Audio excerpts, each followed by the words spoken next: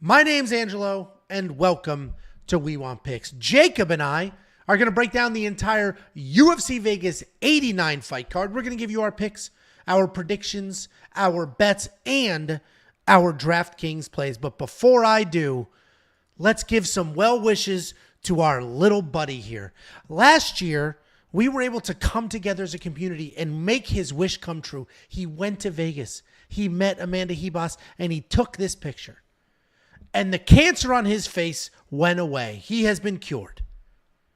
But now he's going back for another trip. Jacob will be in Las Vegas to watch. I assume she's your favorite fighter of all time at this point. Yeah, I didn't know you reached out and were like, I need a picture for a slide so we could promote you going to Vegas and stuff. And you chose to take the low road. So, that's what I do. That's fine with me. You, again, continue to make fun of me for my cancer diagnosis. This literally was, I mean, the scar was still pretty fresh in this moment. I had my cancer surgery. I was cancer-free and showed up. And if you want to keep making fun of cancer patients and that's your thing, then that's your thing. But yeah, I was at 285 last year. I had a chance to meet Amanda Ribas. In that last year since then, we've kind of hit it off, you can say. We're following each other on Instagram and Twitter. We interact regularly. She knows I'll be there this Saturday night. She seems pretty excited about it. So I'll be front row on the couch at the Apex. And honestly, you can make fun of me all you want, Angelo, but I'm very, very excited. Well, and what people don't know, you said on the couch, he literally, I didn't know this until Jacob booked it. You literally rent a couch. It's a straight up couch next to the cage. $5,000. It's no fucking joke. But it's worth it for me. I mean, I really am. I'm excited. I'm very excited. Not just for the whole Amanda Ribas thing. Obviously, I do enjoy her as a fighter, as a person. It's gonna be fun to see her fight. But the whole experience is gonna be awesome. And honestly, I got to thank you guys because you guys literally make this possible. Not only because of the premium memberships and all this stuff, but all the likes, all the everything, all the support, allowing me to have this platform to be in a position to interact with a lot of these fighters. I'm actually like friends with some fighters and stuff now. It's really fucking wild. So I want to thank you guys first and foremost for becoming premium members. Even if you're not a premium member, for tuning in, for liking the live streams, all the support's been crazy. You guys are changing my life for the better. There's no doubt about that. It's gonna get wet and wild this weekend for sure. And I'm gonna vlog the whole thing. We're gonna have a vlog up for you guys, and I'm excited for you guys to live vicariously through me. And I can't thank you guys enough. I'm actually excited for you as well. We talked today. You see how I'm very positive and thankful, and you came around and like, oh, he's got cancer. Well, you never know. And it's skin cancer. You have a sun allergy. Relax. You're not shitting blood. You didn't put on SPF 180. Settle down. Anyway, I am excited to see. You always bang out quality content too. So I'm looking forward to seeing all that. But anyway, Jacob will be there live. Look for him. I mean, it's a very small arena. How many people are there? Like 30? It's nothing crazy. Yeah, there's a couple hundred. 100? Yeah, there's like 70 on one side. There's like 70 something on the other side. That's a couple hundred. I thought it was like but 30, I'll be front row. 30 people. And the cool part too is I think she's on the A side, which is the red corner. And I think that she's going to be right in front of me. Her back is going to be to me for the intros. So while she's introed, you're probably going to see me in the back be like, woo! And you're going to hear me too, man. You're going to fucking hear me. The whole time. The one thing I'm going to do the whole time is hot dogs. Get your hot dogs just randomly during the card. But hopefully I don't get tossed out before the main event. Yeah, I am hoping you. Hot dogs. Get your hot dogs. Well, either way, Jacob will be there. Keep an eye out for him. And let's take a quick look. We are heading into our 10th card of 2024. This Amanda Ribas card is card number 10. And I looked it up. We do about 40-ish cards a year.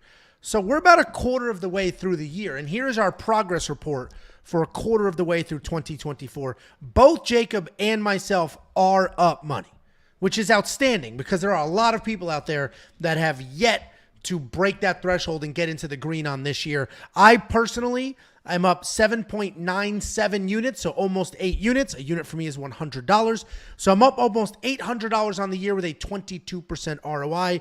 Jacob is up over $500 on the year with a 10% ROI. And that number for Jacob is dramatically different if Isaac Dulgarian doesn't get screwed. Like, he had 2.8 units on Isaac Dulgarian, and that's a hard flip for those numbers. Hard flip. My ROI for last week would have been like 70%, or it would have been my best night of the year if Isaac didn't get fucked. Yeah, that was going to be that for sure. I didn't have any bets on him, so while I was furious at that outcome, it didn't affect the bottom line. But the reality is, the reason this is here is just a progress report. Things are going incredibly well. The combined bets between myself and Jacob this year, 13.36 units, so over $1,300, 15% combined ROI for everything that we do and that Jacob does with the lock of the week. That is not premium, but obviously... Which hit last week. We have not lost more than, and people doubted me, man. People doubted me. I'd lost 4 in a row after winning 3. I mean, it was 3 of the first 4, but we were on a streak. Really haven't had a bad read except for Pedro Munoz. People doubted me. I've never lost more than 4 in a row, by the way. I've lost 4 in a row a few times, handful of times. When I won 10 in a row, I lost 4 in a row before that. So I lost 4 in a row, then I won fucking 10 in a row. People still fucking doubted me. Angelo came through with Big Danny, and we're back on track. We got a special one this week. Well, this is very much... Oh, sorry. Yeah, that's right. This is very much a what have you done for me lately sport. That's how a lot of people treat the fighters. Fighter has one bad fight, and then we're like, that guy sucks forever. You have one bad lock of the week, and it's like, that guy sucks. So that's just the world that we live in. I'm literally like 3 rounds away from being 7-1 on my lock of the weeks. Like, literally 3 rounds away from being 7-1 to start the year. Yeah, because 2 of them lost in the third round, right? I haven't had a bad read yet. I mean, Pedro was like a little bit of obviously a bad read, but everyone else has been either winning or was about to win. It's crazy. Paulo Costa, you were 20 seconds away from that being a win. You got saved by the bell there. But either way, things are going well. If you want to become a premium member and have access to all of the bets that are behind these summary numbers, just go to WeWantPicks.com, click Become a Member at the top. It's only $10 for a freaking month. $10 for an entire month. Look at the numbers we put up this year. You'd be hard-pressed to find other people out there that are doing numbers like this. And not only that, it's not just a list of some random bets. We have a couple of special bets like the safety parlay. It did miss in spectacular fashion. I have never had a safety parlay burn to the ground faster than last week's safety parlay. But again, you got to look at the holistic view. You have to look at it from a complete picture, not just one night at a time. I have hit 11 of the last 14 safety parlays. It does hit at a 70% event rate, and it does have a lifetime return on investment of 28%, which is absolutely astonishing. But as I mentioned, premium membership is more than just some bets. You get tools as well. Even if there were 0 bets on the board and we didn't have that phenomenal return on investment, you would still have access to tools like the line movement tracker. This is going to give you the opening odds, the current odds, the win probability, and line movement for every fighter on every card. You're going to get the detailed data, metrics, and analytics. This is 38 columns of information that you can use to, personally, I use it to jump in or out of prop bets, right? What's that significant strike line? How many is my fighter getting hit with? How many are they delivering? Same with takedowns and all the other information here. You're also going to get the best DraftKings ownership projections in the game. This is daily fantasy. A lot of people, we have over 3,000 premium members. Some people are there just for the tools. Some people are there just for the bets. Some people are there just for the fantasy. This is more for the fantasy crowd, but 3.74% ownership margin and the last event, which again was the best in the industry. We're beating out the Titans, the Osmo, the Rotor Grinders, the Skotastics, the companies that literally have hundreds of millions of dollars behind them. We are beating them with our ownership projections, and those are preloaded into the optimizer. So you go out there in the world, you look for an optimizer to build DraftKings fantasy lineups for you. Well, ours is preloaded with quite literally the best data in the game. Everything I just mentioned and a whole bunch of other things I didn't mention because everybody gets a little ants in their pants if the promo goes a little too long, is available for $10 a month. And we are well within the 30 days of UFC 300. So you sign up, unlock everything you need, and you'll get UFC 300. WeWantPicks.com. Click Become a Member at the top. Jakey Bombalotes. Come on, wake up. Wake up. Jacob, wake up. We have 2 extremely exciting heavyweights opening up the card. We have 2 heavyweights that have all of the slowness, all of the cardio mishaps, all of the sluggish heavyweight talent, and none of the one-punch heavyweight power. And I'm just going to head and break Angelo, it down. You have any words for the people? Thought of that 3 seconds before the stream started and was like, oh, I'm going to say that. That's a great line. It is. It is. That's exactly what this heavyweight fight is. When you get a heavyweight fight and the round line is 2.5 and the over is juiced, you know it's not going to be a very exciting fight. Isn't a tough tattoo on your neck a little bit aggressive? He did win the Ultimate Fighter, so if anybody can do it, go for it. I mean, and he won it with knockout too. If I had a tattoo for every golf tournament I won, I'd look like Travis Barker, motherfucker. Jesus Christ, that shit should be fucking everywhere. If I got a tattoo for every athletic achievement I've ever had like that, oh my God, dude, there's not enough skin on me. I have a framed Grand Slam wiffle ball, so I should have tattooed that. Just the date I hit the Grand Slam and who I hit it off. Yeah, I loaded the bases. I did all the hard part. You made one swing.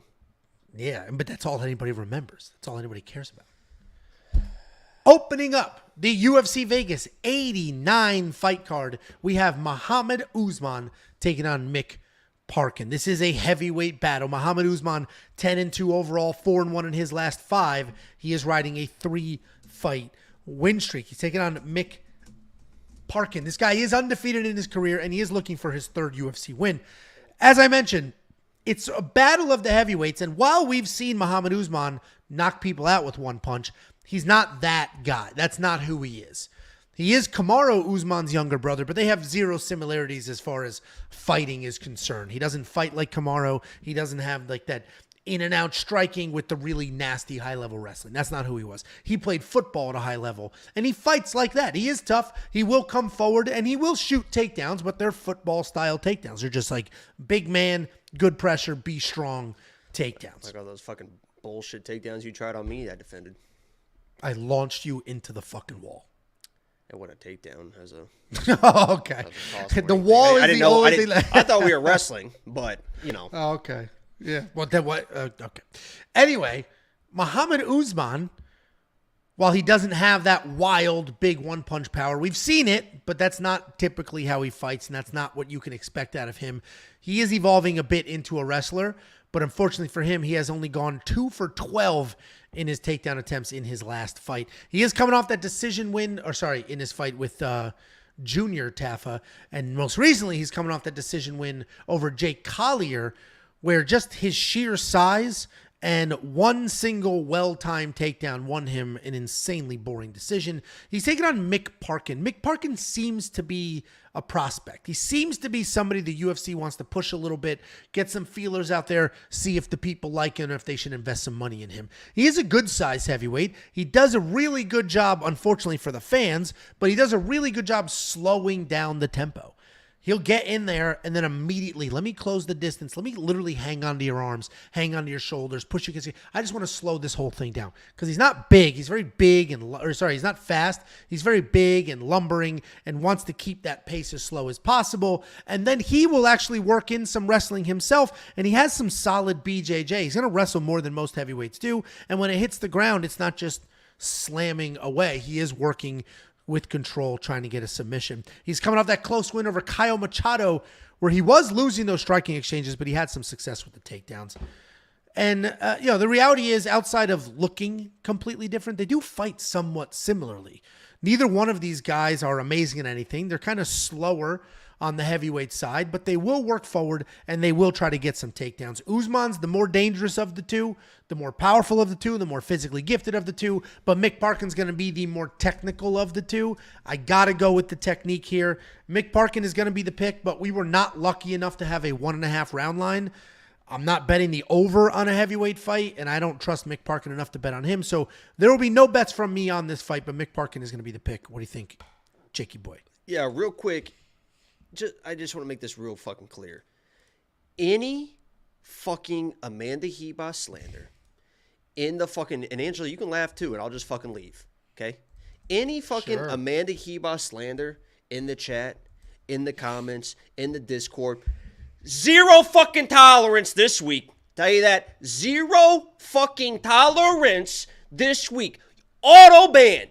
Mods, you fucking just toss their ass out. I don't give a fuck if their whole family's still sitting here. Get them the fuck out of the fucking chat. Any Amanda Ribas thing, oh, she's gonna get, you're fucking done. Get the fuck out of here. We don't want you here, okay?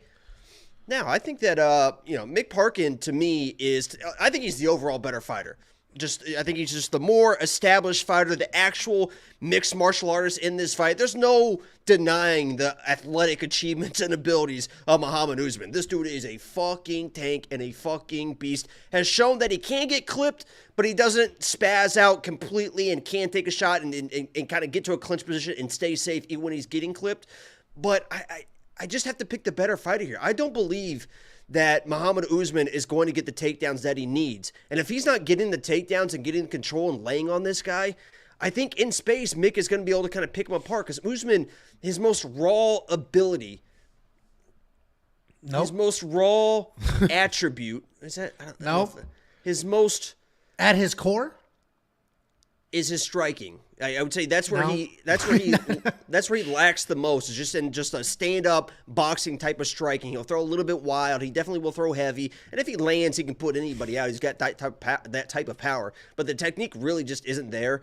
I think Mick's gonna stuff the takedowns. Usman's gonna get a little bit wild in there, and it probably is gonna be boring. It's probably Mick maybe holding him, as you said, against the fence when he all this and that. But I think Mick's a better fighter. I'm going with him, but I'm not crazy confident. I do have him in like a little bit of a parlay, but it's a parlay that I put together where it's like these people should be the better fighter, so they should win. But it's like, I mean, I could see Usman win. I get it. A lot of people love Usman this week, and I guess I kind of get it. But he's not I'll be in the Apex. I mean, I'll be there. So if you guys want me to swing a fight one way or the other, you let me know. You know what I mean? Whispering stuff in the judge's ears. Well, I get it. I mean, it is a tough fight to call. And Usman, he started MMA very late in life. He basically was like, I'm a good athlete, which he is. Let me start fighting. My brother's a great fighter. I've been around fighters. Let me just start fighting. So he is late to the game, and he doesn't have a solid base other than he's a very good athlete. So it's tricky, but at the same time, Eric Anders has success with basically the exact same credentials. Just be athletic, hit hard, move forward. And Usman could make something happen just being... He's not a quitter and he's not soft. He could make something happen just off that alone. But you're right. He's not the more technical fighter of the two. You got $7,800 in DraftKings, though. Is that appealing? DraftKings can be a mess this week. There's so many... I mean, it's crazy that, and obviously the odds moved now. I think Rose is like minus 280, but she was the biggest favorite, even at like minus 210 or something. Yeah. That's how a lot of these razor thin card. Yeah, really. So DraftKings is probably going to be a mess this week, and I don't like either one of these guys for DraftKings. Well, and finding a safety parlay, I will admit, was very tricky to do. I did find one. This is not the week to blindly just throw all your money at a safety parlay. I don't necessarily trust it that much, but I am confident enough to put it on the board. If you want to unlock that safety parlay that I just really sold the shit out of, just go to WeWantPicks.com, click Become a Member. It is $10 a month. You will unlock not only that, but every single pick, bet, round line lean, and tool that we offer. And if you go back and rewind a few minutes, you will see the slate this year and how well we have done so far. WeWantPicks.com, click Become a Member at the top. Jacob's should I say what you wanted me to make the safety parlay and that I refused? Yeah, I said throw Rose in there. Yeah, which I'm not going to do. And then, so you wanted me to put Rose in the safety parlay and then called me a pussy for not doing it. Yeah, because I mean, no sense. Surprise, guess what? Amanda Ribas is going to be the fucking lock of the week this week. There's no question about that. And I wanted to go up against the safety parlay. I was man enough to take a 3-1 dog against Angelo's 3-1 favorite. Head-to-head, lock of the week safety parlay. We go back. I don't love Rose in that fight. We'll talk about that fight in a little bit, but you're making it sound like I'm positive she's going to win. You fucking picked her. Holy spoiler and you love throwing the biggest favorite on the card in the parlay, so... No, I don't. I hate doing that. Pussy. Next up, at UFC Vegas 89, we have Igor Severino. You are going to see his last name listed a few different ways, like De Silva, depending on your sports book and where you do your research. But Igor Severino taking on Andre Lima. Both of these young men are undefeated. Both of them having some success On the Contender Series, Igor Severino is undefeated with all stoppage wins, while Andre Lima is undefeated in his career with 5 knockout wins. And what's interesting is this was a tricky fight to break down because they are early in their career. They are both very dangerous. They both can make things happen. Igor specifically is a fun striker who comes forward with power. Sometimes he's just chaotic. He's fun come forward striker with good takedown. Let's see. He comes forward. Hold on. He's a fun striker who comes forward with power and at times chaos. I mixed up my script there. Oh, he's taking a picture for the gram. Do you guys watch him do that and then think like that guy's sweet? Or do you watch him do duck lips with extended selfie hands and just roll your eyes? I am curious because there's not a world where I see a grown man in a 1-bedroom apartment streaming to strangers on the internet on a Monday night, take a duck lip selfie and think that guy's sweet. That's not a world I live in. Sounds like a guy that can't take a selfie and post it. Too insecure. It's unbelievable. Anyway, Igor Severino, he's fun. He's chaotic. He will move forward. He tries to keep things technical and tight, but he quickly gets drawn into a slug fight. People hate when I say that, and I stand by the fact that slug fight is a word. Slugfest is also a word, but so is slug fight. He will get into a slug fight. He isn't a big wrestler, but he will work fights to the ground if he needs to. And when he gets there, he just starts hammering away, looking for a finish instead of trying to control and work the position. He does have a good amount of cardio. He is very dangerous, but he can be sloppy, which gets him hit, and it creates unnecessary scrambles. Taking on Andre Lima. This guy's also a solid striker. He's going to invest in the body early. He's going to stay far more technical, and he uses his technique well. He throws combinations. He's not lazy with anything. He will mix up his strikes. He essentially is a pure striker, though, with some solid defense, meaning he's typically looking to keep the fight standing, defend takedowns, and not get takedowns of his own. If it does end up on the ground, he's got solid submission defense and a good get-up game. Outside of the one takedown that we saw from him on the Contender Series, that's the plan. Keep it on the feet and work from there. He is coming off a Contender Series win and making his UFC debut. I mentioned this in my quick picks. I'll mention it here. If you are going to do your own research and you're looking up Andre Lima, there's like some wildly successful Taekwondo guy. This isn't him. And it took me about 3 fights of like, why is this footage so grainy? To be like, this isn't the same guy. So don't make that same mistake. Andre Lima is not the Taekwondo guy. This is an interesting spot. I am surprised that we have a very clear favorite here.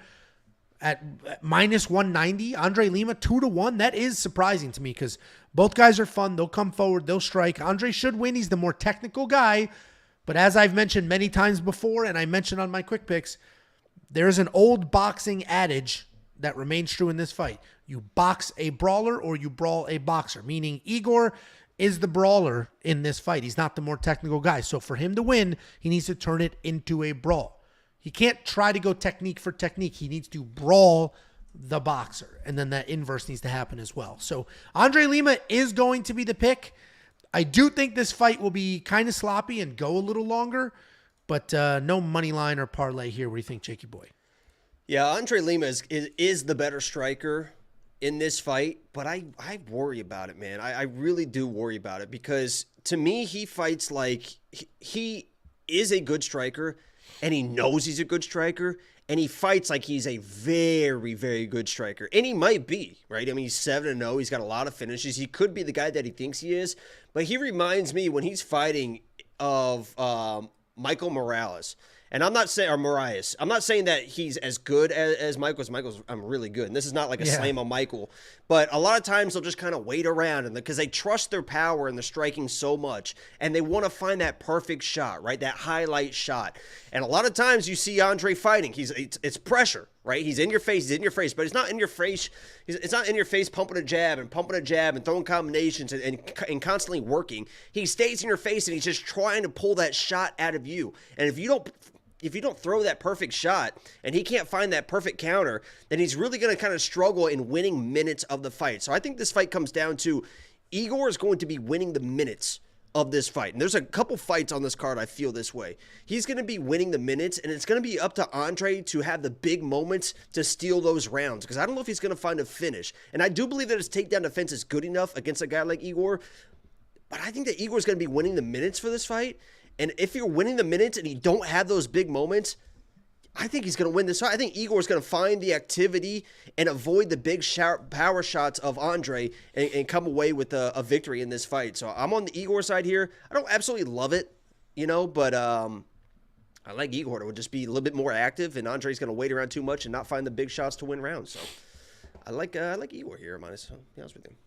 Yeah, well, that's I hear you, man. I mean, he's definitely a good dog. 2 undefeated Contender Series guys. We've seen these fights on the Contender Series. And how often does the underdog win on the Contender Series? Like very, very often, more so than other cards. Neither one of these guys are proven. They're both fun, exciting guys. And I hear you. Igor is chaotic.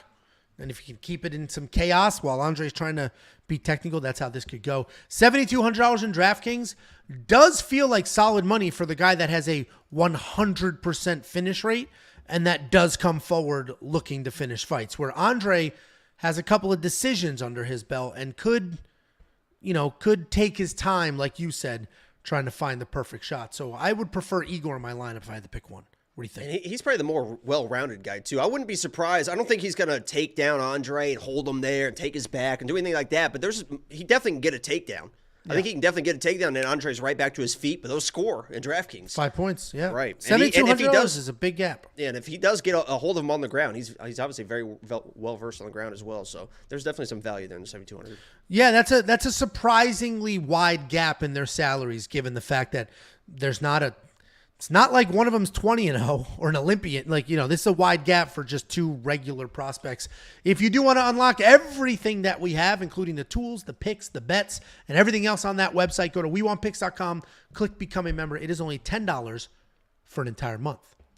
Some people, we do have a super chat and a few other comments here that I would like to specifically address. This guy says, Angelo thinks irregardless is a word.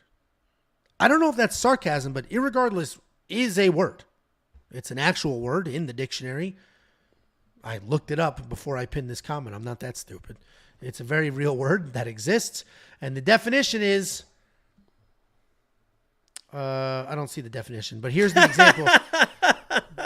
The definition is, Well, because it's just the Google summary. Yes, irregardless is a word. It may not be a word that you like or that you would use in a term paper, but irregardless certainly is a word. It has been in use for well over 200 years, employed by a large number of people across a wide geographic range and with a consistent meaning. And then blah, blah, blah, blah, blah. And then also, people hate that I say slug fight. That is an actual term. I have been hearing it and saying it a massive chunk of my life. And somebody said... I Googled it once. I hate that Angelo was right about slug fight. Ooh, it must be a Connecticut thing. The end of the, I'm in Merriam-Webster's Dictionary.com. Its reputation has not risen over the years, and it is still a long way from general acceptance. Use regardless instead. But it's still a real word is the point. Couple of super chats. I have not read these. Let's hope they're not insane.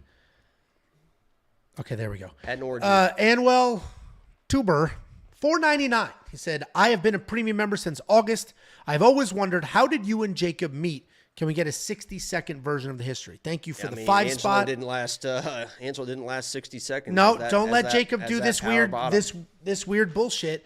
I moved to Florida. 60 seconds, come on. I moved to Florida. We were fucking neighbors. Boom. Done. Yeah, I mean, that is it. We were neighbors. I mean, I don't know what the fuck. I don't know what the fuck you were about to get into. Jesus. Well, it was a summer day. Well, yeah, I sat down with my family. We were neighbors. Decided that it was time to move neighborhoods. That is where I was going to go. We were looking at houses. We found this one house, and we were touring the neighborhood, and I saw this young buff gentleman with a nice black lab, and I thought, wow, I bet he's a fun neighbor, and so we bought the house. And I'll be honest with you, the reason I bought the house was try to be friends with this guy because he just looked like so much fun. And he was out washing his car one day, and I was peeking out the blind, staring at him, and I thought, you know what, I'm going to work up up the courage enough to go say hi to this motherfucker. So I got a half chub on in my short shorts, and I went out there and I made myself known. I'm Angelo. I'm loud. I'm proud. Let's be friends. That's basically it. I wasn't wearing short shorts back then. That's a newer thing. But yeah, we were neighbors, and then we'd just chit chat, talk about fights. He came over, watched some fights. Then I moved, and Jacob came out to visit and was like, "It's cool here. I don't need to stay in Florida." And then he moved here, and now we both live in Texas. I don't think that was. Then why did you move to Texas? That's what I thought. Fucking ruined my life. Honestly, there was a fucking had to get away from there. I had to go anywhere, and Angel's like, "You should move here. It's awesome." I moved here, and turns out it's not fucking awesome. But here, what? You don't like it here? No. You being serious? Yeah, I don't really like it here. The weather's fucking terrible. It's fucking hot, and then it's cold. There's fucking. It's not. Everyone talks about Dallas is amazing. Dallas kind of fucking sucks. I love it. I'm probably gonna move to Vegas. Honestly, I'm thinking about it. There you go. See ya. Jake Korich, $5 super chat. All right, Jacob, what's the karaoke song this week? I think Amanda wants to hear some Shaggy or some Pony by Genuine. That's the, what's that movie? That's the Magic Mike song, isn't it? Bow, bow, bow. Pony. All right. Saddles. Waiting. Coming. Jump on it. Okay, we're done. $1.99 from Anwell. He's back in the super chat. He said, "Great story. Thanks, guys." And you are very welcome. All right, shut up. That's also why I've mentioned, stop. We got to move on. I've actually mentioned that. It's annoying shit, dude. You know, do we get comments all the time that were like, I was watching until Jacob started gyrating and singing. And guess what? I don't give a fuck. I do. What pisses me off was when I'm doing this so I can clip it and you keep this fucking donation up and you just ruin the vibe, baby. Nobody. How many clips of you? Get it off the screen! Get it off the screen! Joke. Here we go, pony, so stupid. My honey. Okay, you guys, did you enjoy that? You guys want to keep asking him to do that shit? Like the stream. Honestly, comment if you're sick of Jacob doing that dumb shit. That would be helpful so that he can see firsthand. And comment if Angelo's a fucking prude. Okay. Sorry, I'm prude when my friend gyrates his hips on the live streams. I can't believe on a week that you're about to go to the Apex, that you're having fun and enjoying life. What did you say before the card started? What did you say before the card started? Oh, this card, I'm tired. This card sucks. This card sucks. And I'm sitting here living my fucking life. At the expense of my eyes. Next up, at UFC Vegas 89, we have Montserrat Rendon taking on Darya. Montserrat Rendon is undefeated, 6-0, coming off of her first UFC win, where she was a good-sized dog. She's taking on Darya. I'm not even going to attempt the last name. Darya is 8-1 overall, 4-1 in her last 5, and she is making her UFC debut.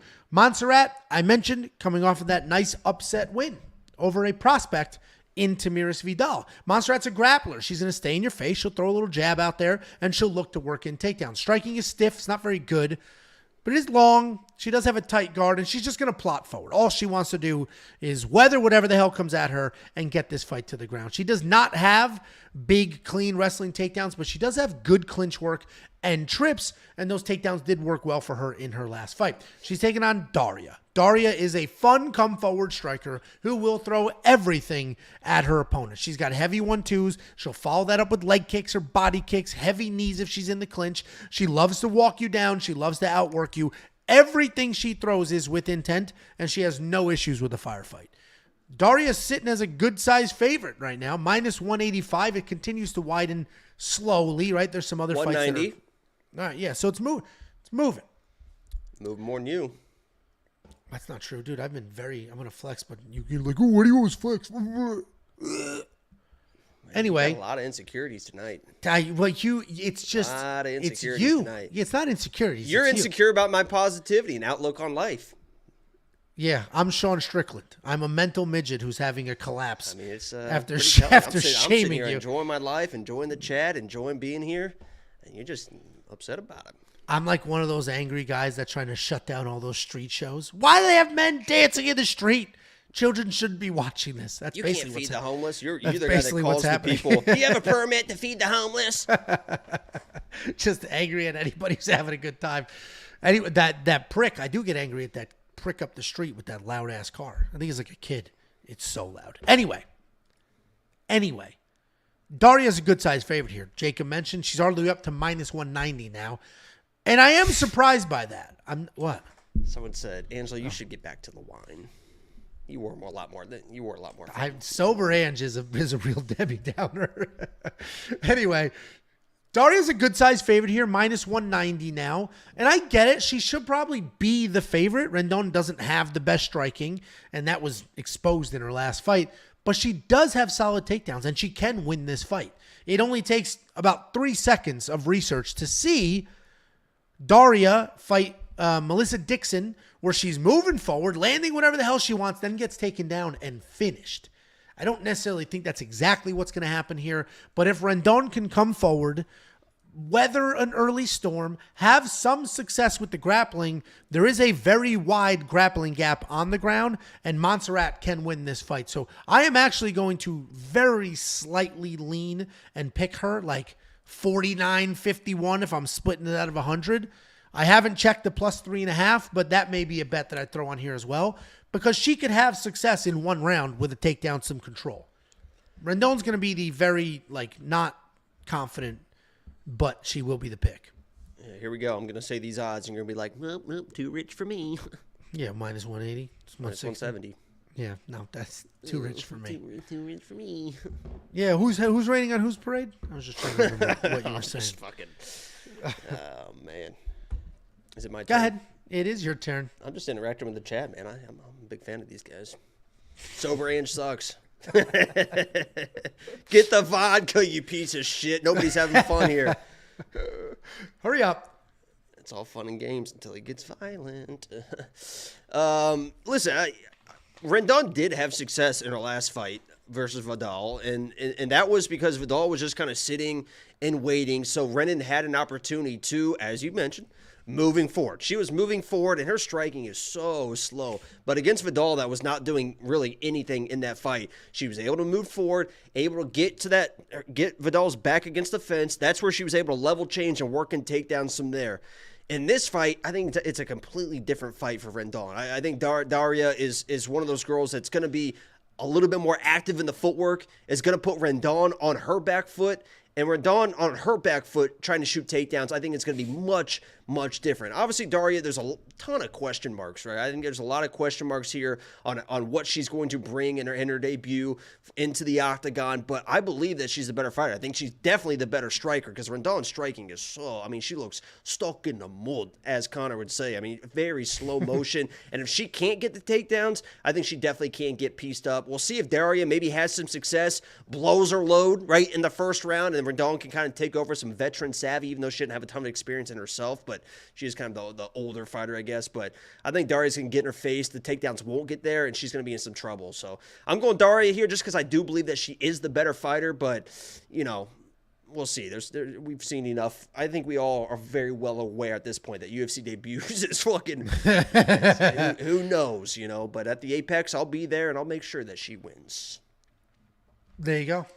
She is very exciting to watch. Darya will bring a fight. She's fun to watch. I mean, I might honestly, this feels like a fight where I could get the stoppage. Like if this is like a stop it, ref. Stop it, literally, ref. like if this is, because you see Herb Dean gets a little panicky in there. If Herb Dean is reffing this fight, it might be where Darya lands a shot, gets her against the fence, Rendon's a little bit covered up right in front of me, and I'm like, oh my God, Herb, she's gotta kill her, Herb. She's gonna fucking kill her. And Herb's like, you'll see Herb be like, like Beltron with that arm bar, like stop, no, keep fighting, no, stop. Yeah, dude, that was Herb. What are you doing?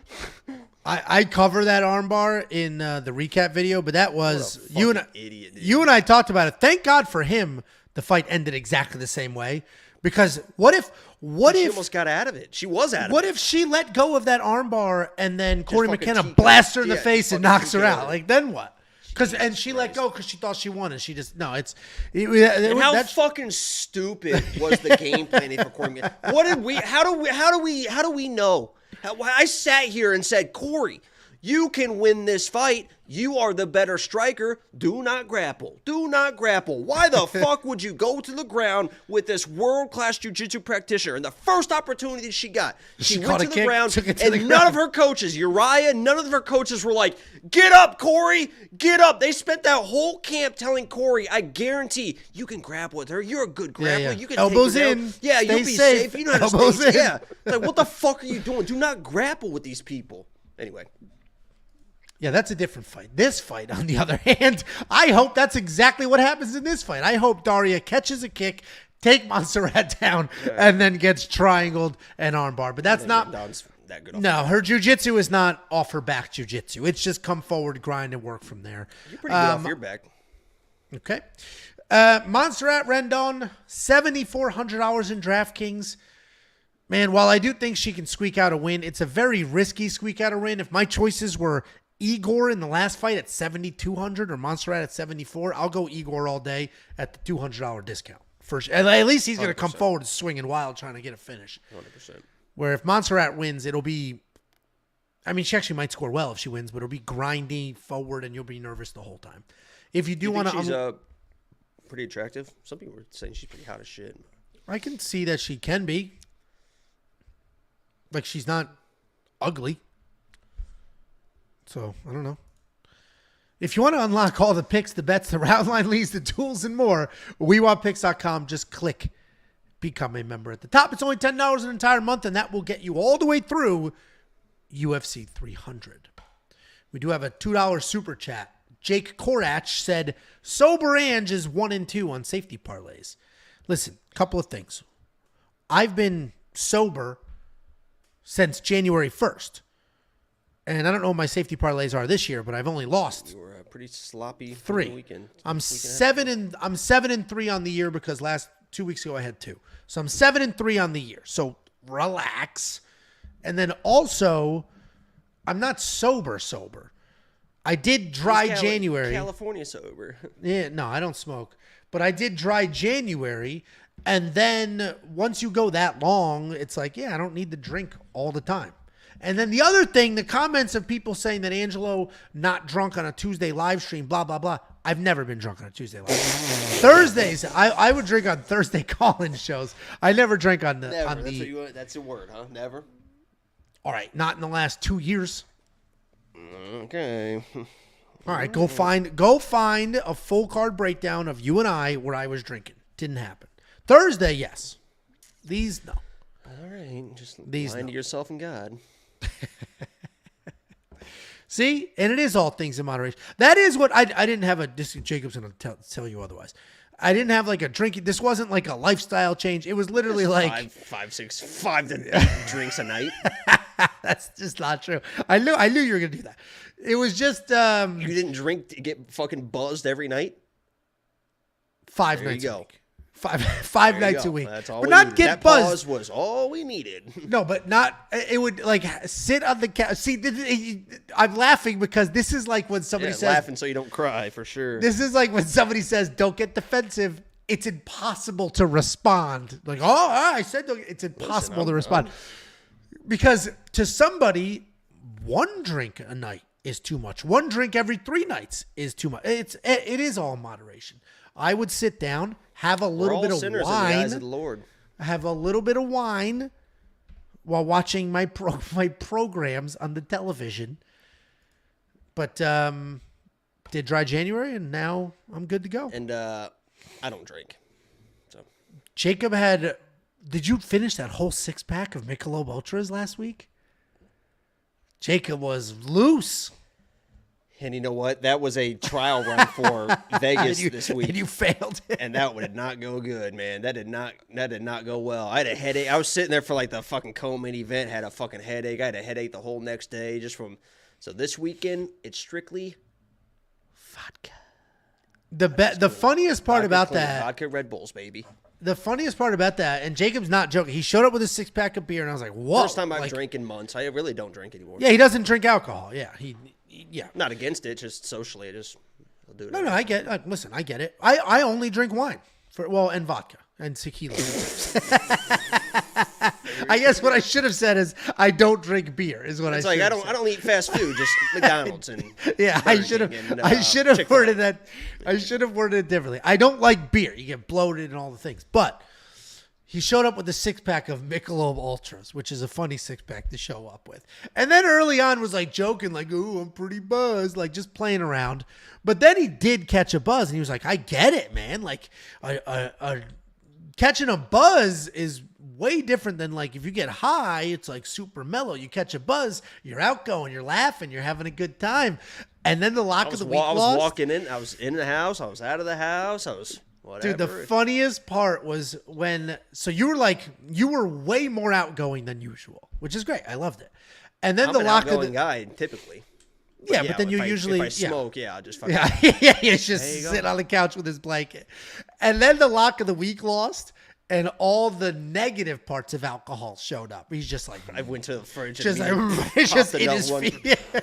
just in his feelings, angry, couldn't let it go. And I was like, and that's why drinking on fight night is tricky as shit. So it was a good time. I love our pay. You can't move to Vegas. What happens to our pay-per-view nights? I don't give a fuck. Well, you re-upped your lease for another year, so you're stuck here for a while. Oh, no, you don't. It's in July, right? Be out this summer. What will the girls do? They go, "Where's Jacob? We miss Jacob." Did you watch my Fight Foods vlog? No. Oh, well, you should. They talked about you in it. You're in it. Cool. Next up, at UFC Vegas 89, we have Jarno Errens taking on Stephen Nguyen. Jarno Errens, 13-5 overall, 2-3 in his last 5, looking for his first UFC win. He's taking on Stephen Nguyen. Stephen Nguyen, 9-1 overall. His last 5, 4-1. He's coming off 2 Contender Series wins. He was on the Contender Series 3 times, I believe. He's coming off 2 Contender Series wins, and he's making his official UFC debut. I'm like I don't know if I'm getting sick, but I just got stuffy all of a sudden. It's all that alcohol talk. My body's like, get it. Bring it back. I think we've had this discussion. Stephen Nguyen is a very well-rounded fighter. I love this guy in this matchup. He's got heavy hands, slick submissions. He's very composed. He stays light on his feet. He moves well, and he will just send right hands down the pipe. Not just a striker, though. He'll work in some beautiful slam and trip takedowns before trying to snatch up submissions. He is a real prospect, and he is making his UFC debut after a couple of Contender Series wins. He's taking on Jarno Errens. This guy's got solid striking, solid takedowns when he needs them. It's not his go-to, but if he needs them, he can get them. He is primarily a striker. He likes to come forward, dictate that striking pace. He does have very nice body work and head work as well while mixing in some kicks. He throws everything with power, and that does make him dangerous, but it also sets him up to be taken down. He plants. And he throws hard, and then he can get taken down. He's coming off that loss to Sang-Woo Choi where he did stay busy. He did showcase his chin, and he stayed in Choi's face, but he was cracked a whole bunch of times and did get rocked. I love Stephen Nguyen in this spot. I think he's literally better everywhere in this matchup. My only concern is what happens if this fight goes long. We have seen him in a decision, so it's not going to be a, no offense, but an Isaac Bulgarian situation where he's all gas, and then the tank is empty. We have seen him go to a decision. But Jarno is very, very durable. I do think Nguyen is the better fighter here. He's got the skills, the powering. I think all of those things, he should win this fight. I'm very confident in Stephen Nguyen. And if he was not a UFC debut, I'd have him in the safety parlay. He's quite literally my most confident pick on this card. And I think Jakey Boy's going to tell you a different story. What do you think, Jakey Boy? Yeah, what a fucking mistake that is. Listen, Stephen Nguyen is good at what he does, and he had the absolute gift of an opponent in his. I coughed and turned. I mean, you got runny nose, now the cough. I mean, we oh, I know. You're watching somebody get the flu as you speak. That's what's happening. But he had like a gift of an opponent in AJ Cunningham in that Contender Series fight. I mean, that guy, as we saw just a few weeks ago, just fucking stands in front of you. I mean, there is no footwork. There is no in and out. That guy is just a heavy bag standing in front of you and will just fucking eat shots. So when you are somebody that just likes to box and you just like to walk in the gym and hit a heavy bag and just rip on a heavy bag like a guy like Stephen Nguyen, That is the perfect opponent, and he did exactly what he should have done against AJ. AJ stood right in front of him. He boxed him. He landed some shots. He ended up getting the finish. But in those exchanges, he also was getting hit. And Jarno, to his credit, is not a guy that's just going to fucking stand in front of you. This guy is an accomplished striker. He's going to be in and out. He's going to be dynamic with his striking. He got chewed up in his last fight with the leg kicks, but Stephen Nguyen doesn't have those leg kicks that Choi has. And he fucking put Choi basically all the way out with a nice sweet uppercut, engaged in the grappling when he probably shouldn't have, but he probably should have won that fight.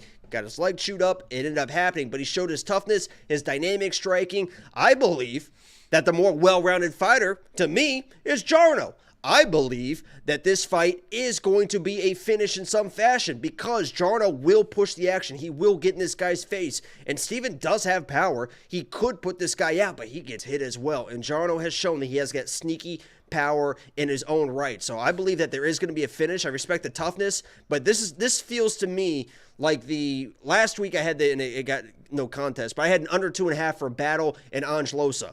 And I love that because a lot of people are like, oh, both these guys are durable. They've shown, but when you get these two tough guys that are typically durable, you've seen glimpses of almost finished, but they tough it out.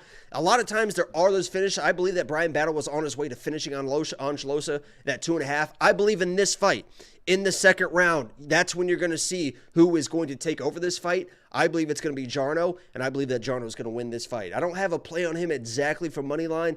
I did hedge it a little bit. Premium members know what that is. I placed it today, but I like Jarno in this. I mean, I get it from a durability standpoint. I'm positive he's the tougher of the two, and if Steven wins, I don't necessarily think it's going to be by finish, right? So I get that aspect of it.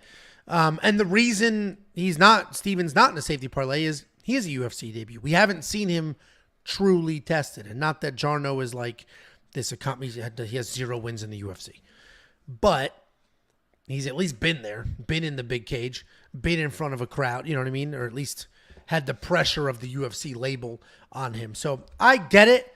I mentioned Steven is my most confident pick on this card.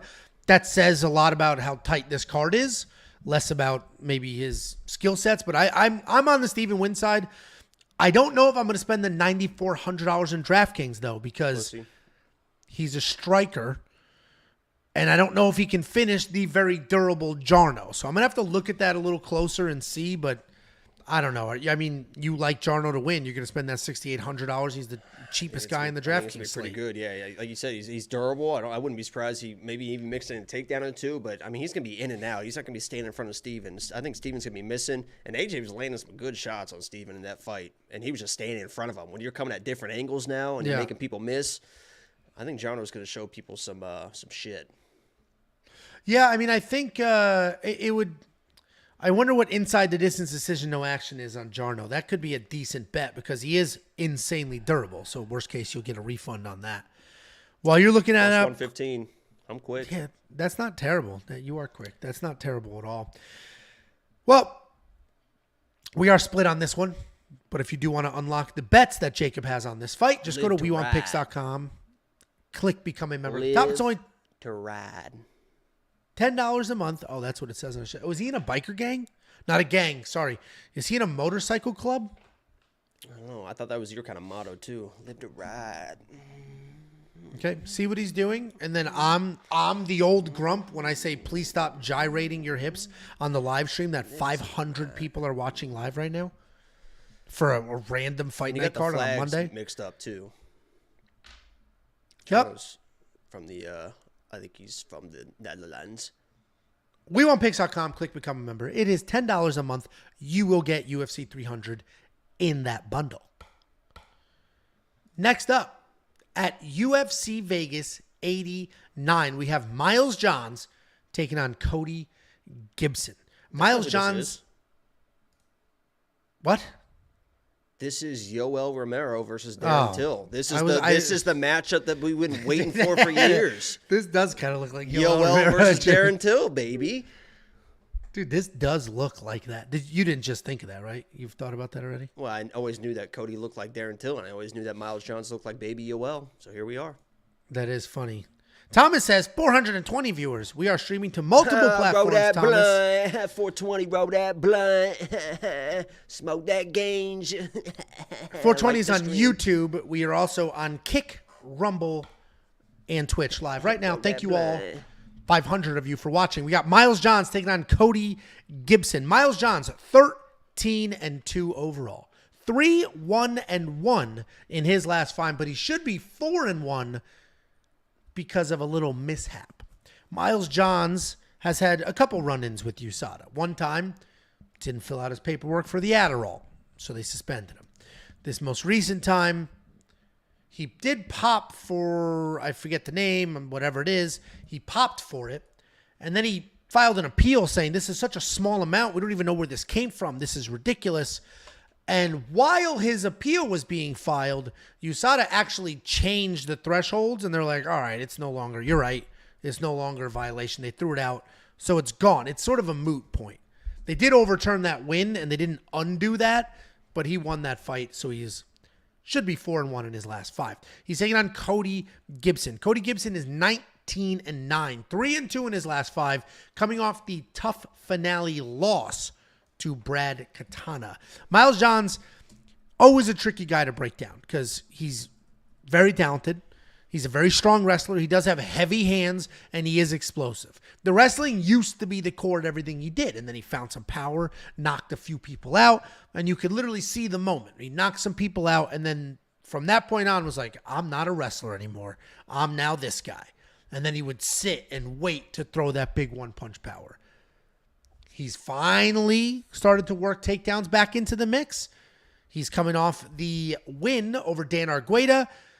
He worked his way forward. There were some wrestling exchanges, and he won that fight. I thought Dan Argueta was going to win that fight, and Miles Johns won that fight. Looked pretty good doing it, actually. He's taking on Cody Gibson. This guy's a solid striker. He uses his length well. He is very long and can be busy in exchanges.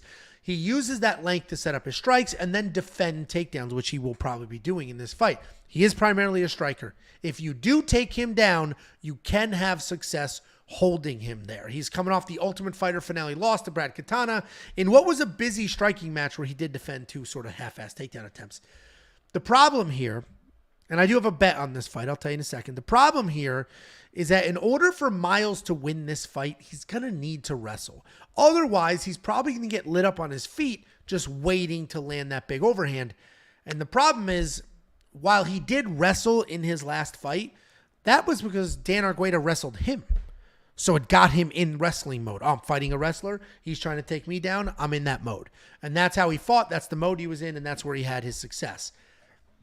We're not going to get any of that from Cody. I do trust Miles. He's the much younger fighter. Here, look at the age difference. I didn't realize Cody was 36. Miles Johns is 29. He is still evolving. He's still getting better.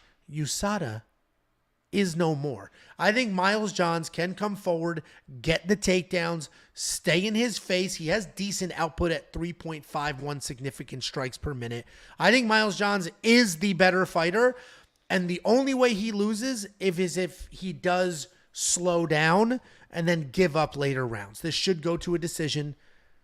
But I think Miles Johns will have at least enough cardio to win the first 2. And I can't imagine we have a couple of catastrophic decisions like we did last time. Miles Johns is the pick. What do you think, Jakey boy? Oh, and I have a money line bet on him at -150, half a unit.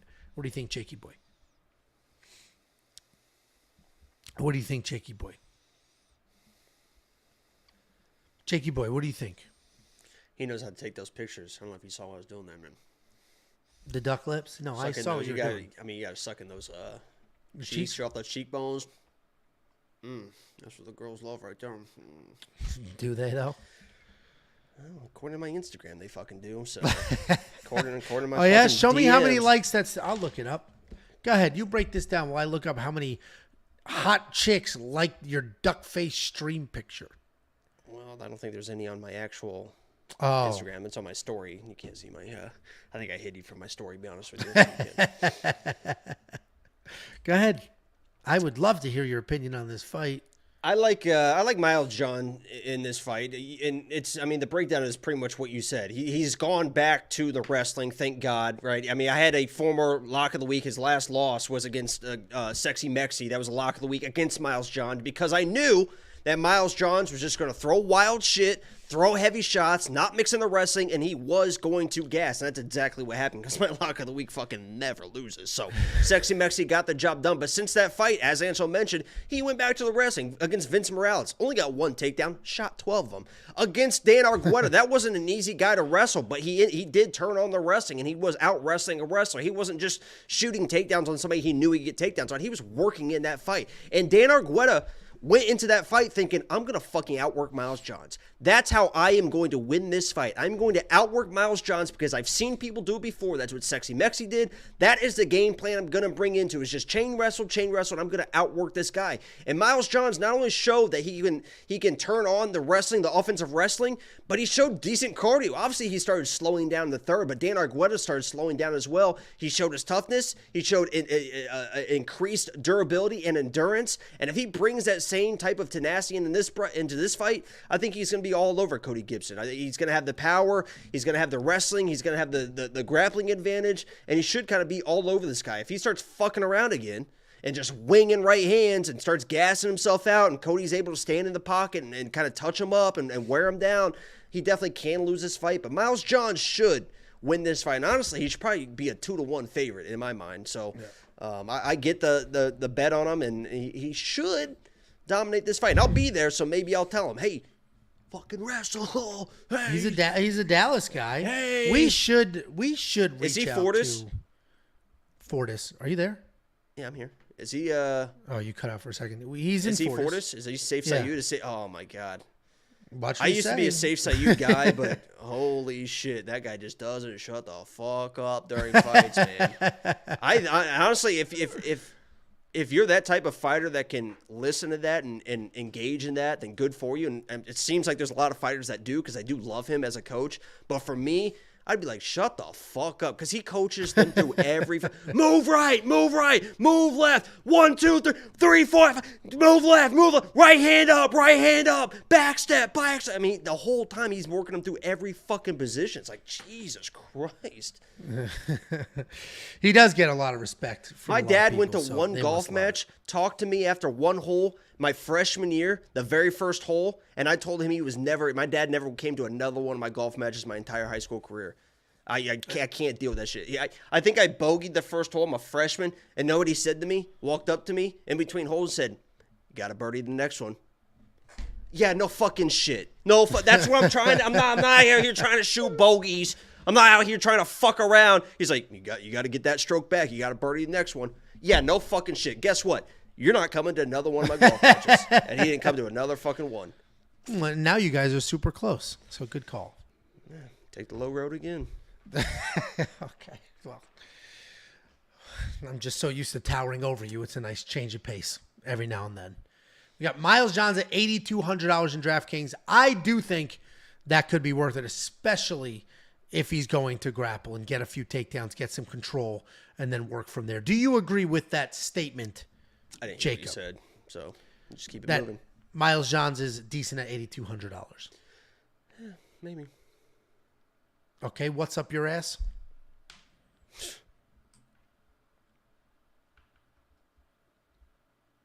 What's up your ass? I'm chill, man. I'm just reading chats, and you're reading chat. Just making sure. Next up, at UFC Vegas 89, we have Ricardo Ramos taking on Julian Erosa. Ricardo Ramos is 16-5 overall, 2-3 in his last 5. He is alternating wins and losses. He's taking on the very durable, normally very durable, Julian Erosa, 28-11, 3-2 in his last 5. He's coming off back-to-back knockout losses. And this is an interesting fight because Ricardo Ramos is a very dangerous fighter. He is good everywhere. He's long, he's rangy, he's got slick BJJ, good head kicks, spinning kicks, a great jab, solid leg kicks.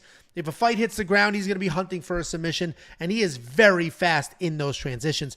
He's coming off the early loss to Charles Jourdain where he literally landed exactly zero punches before he was guillotined. He's taking on Julian Erosa. He's also very long for this weight class, and he uses his length well, both on his feet and on the ground. He is a very well-rounded guy with high output striking and more than 6 significant strikes landed per minute with solid wrestling and almost 2 takedowns per fight. He is dangerous everywhere. He is an absolute dog, and he's coming off his second knockout loss in a row. This last time was to Fernando Padilla, where it felt very early. I think a lot of people agree that was sort of an early knockout. This is a tough fight to pick because Ricardo Ramos is dangerous, but he's also finishable. Julian Erosa isn't as dangerous, and outside of these last 2 fights, he's historically very tough, and he could just dog fights out.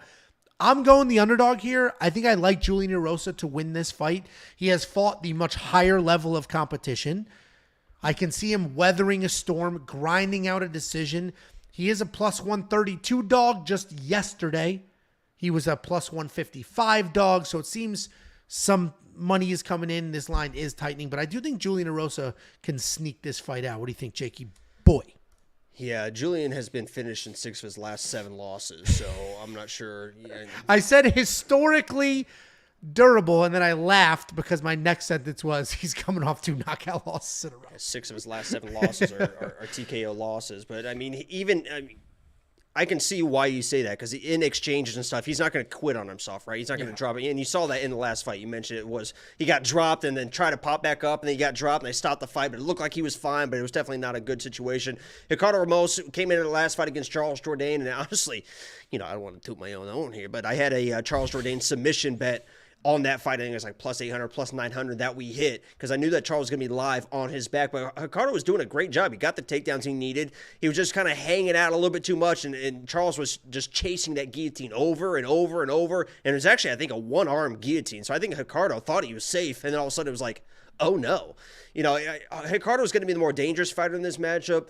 Julian has shown in his last 2 fights that he is getting chinned a little bit. Ricardo is not a jiu-jitsu nerd. That's what he wants to do, but he honestly throws heat, right? He throws the spinning stuff. He throws the wild elbows. I think he's going to come with something that definitely at some point early is going to hurt Julian Erosa. Julian might, go to the grappling or the wrestling because that's a lot of times when people get hurt, they want to just grab onto you. And Ricardo is a jiu-jitsu guy. And a lot of times, even when they're these jiu-jitsu guys, when they hurt people, they will go to the subs. You see that a lot with Brendan Allen. Brendan Allen is a club and sub type of guy. He will hurt you and then jump on you to get the submission. I think Ricardo Ramos' TKO is plus 250. His submission is plus 475. I actually already played. I didn't play for premium. I played for myself at plus 550 is where it opened because I think it could be a club and sub situation here. But Ricardo should be able to get this done. I don't know where Julian, unless he's able to weather the storm and do something late second or late third. It's kind of wild to me that Ricardo opened as a dog in this fight. I like Ricardo. Yeah, I mean, I get it. He is flashy. He'll spin. He'll just throw everything at you. But people are talking in the live chat like Ricardo Ramos is the undefeated prospect in this match. Both of these guys are on the verge of getting cut. Whoever loses this fight, including Ricardo, could potentially be cut. Dude's 2-3 in his last 5, alternating wins and losses, not looking incredible. He's not going to get cut with 2 losses in a row, obviously.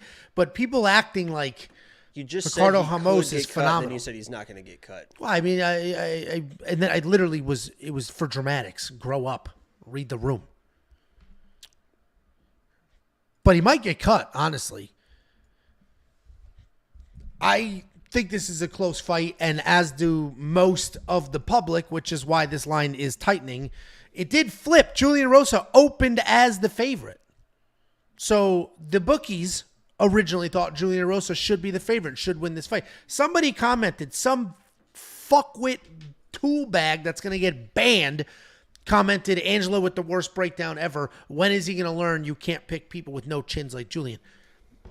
Everybody. Great point. That's a great point. The bookies had Julian as the favorite, and then a couple of people bet it the other direction, and now it's tightening back up. I hope he flips a favorite, and I hope he wins. And if that happens, that dude, I'm not saying his name to give him credit. It's Rogan Shorts. You fucking loser. Okay. And I agree with you, Rogan. You know what? Is the car leaving now? What the hell is she talking about? Listen, Dirty River. River. In the car. Dirty River Sorry. Fresh 90. There It's we go. not y'all. It's Yeah. That's boys being boys. Anyway, do you trust your boy enough to spend $8,900 in DraftKings? I think on this type of card, I think he's definitely got to be in some lineups. And I'll be there too. I don't know if I could see that. I'll be at the fight. So this is one of the fights I'm looking forward to. This should actually be a very good fight. They're both long. They're both willing to go at it. Neither one of them are particularly soft. And they both get finished. Under 2.5 is the way to go for sure. Julian is, I think, a durable guy. But to your point, maybe I'm giving him too much credit for how durable he was 2 years ago versus what he is now. But either way, if you do want to unlock the picks, the bets, the round line leans, the tools, and more, WeWantPicks.com. Click become a member at the top. It's only $10, and that $10 will get you all the way through UFC 300. Next up, at UFC Vegas 89, we have Trey Ogden taking on Kurt Holobaugh. Kurt Holobaugh is 20. Trey looks like he just saw a ghost, and that ghost might be Kurt. He's like, Kurt's got the thinning hair situation that I got, right? Boom, right smack in the front for no fucking reason.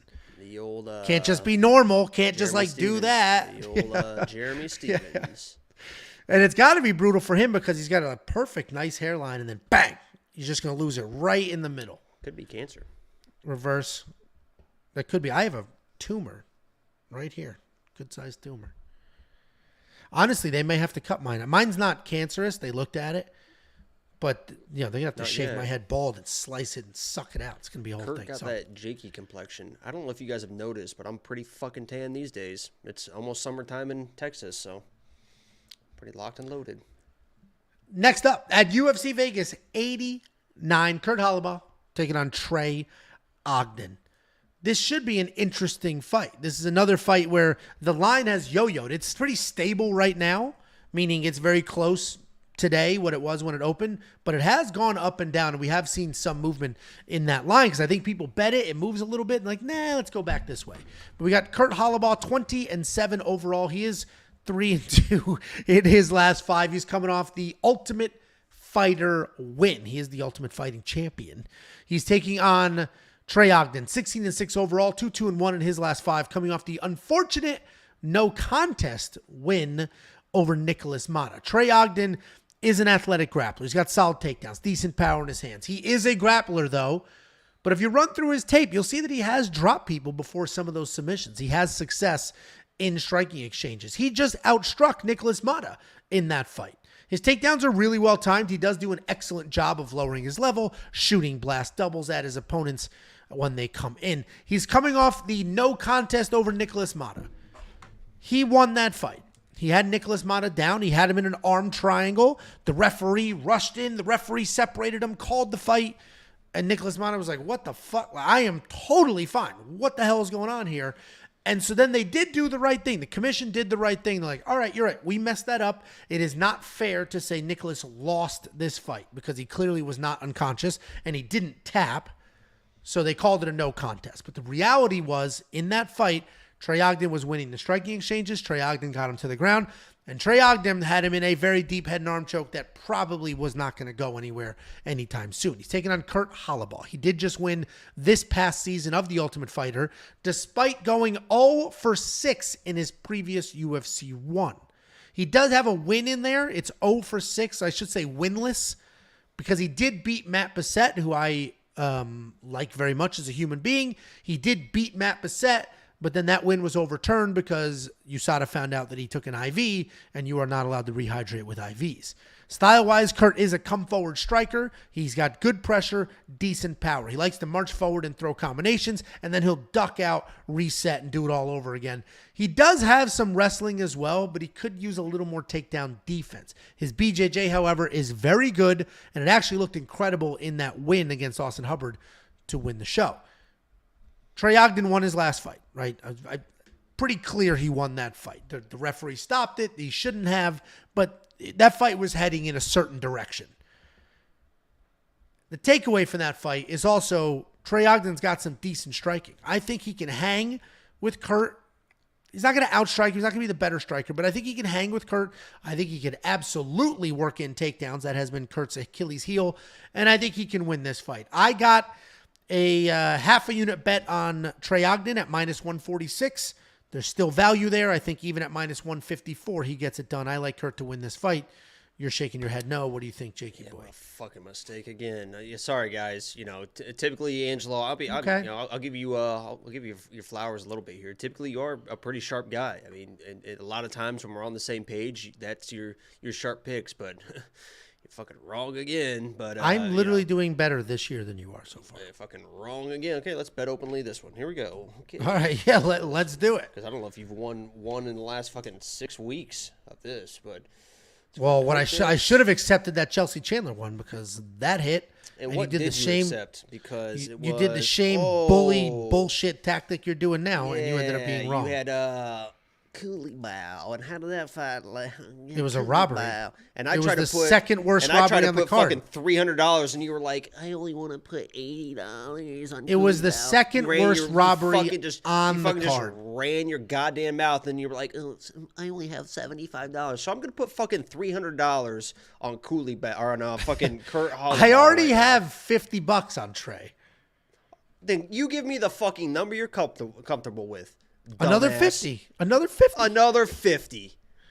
Why am I trying to bet $500 on a random undercard fight on a fucking men do Apex when card? you're fucking friends with somebody and people are having an argument. You fucking man up, you pull out your fucking wallet, you fucking unzip the Velcro, and you pull out a fucking $100 bill or $200 of bills, and you fucking belt your friend. I'll pull out a 50. You're a fucking pussy. All right, put it up. Send the 50. I'm sending the fucking 300.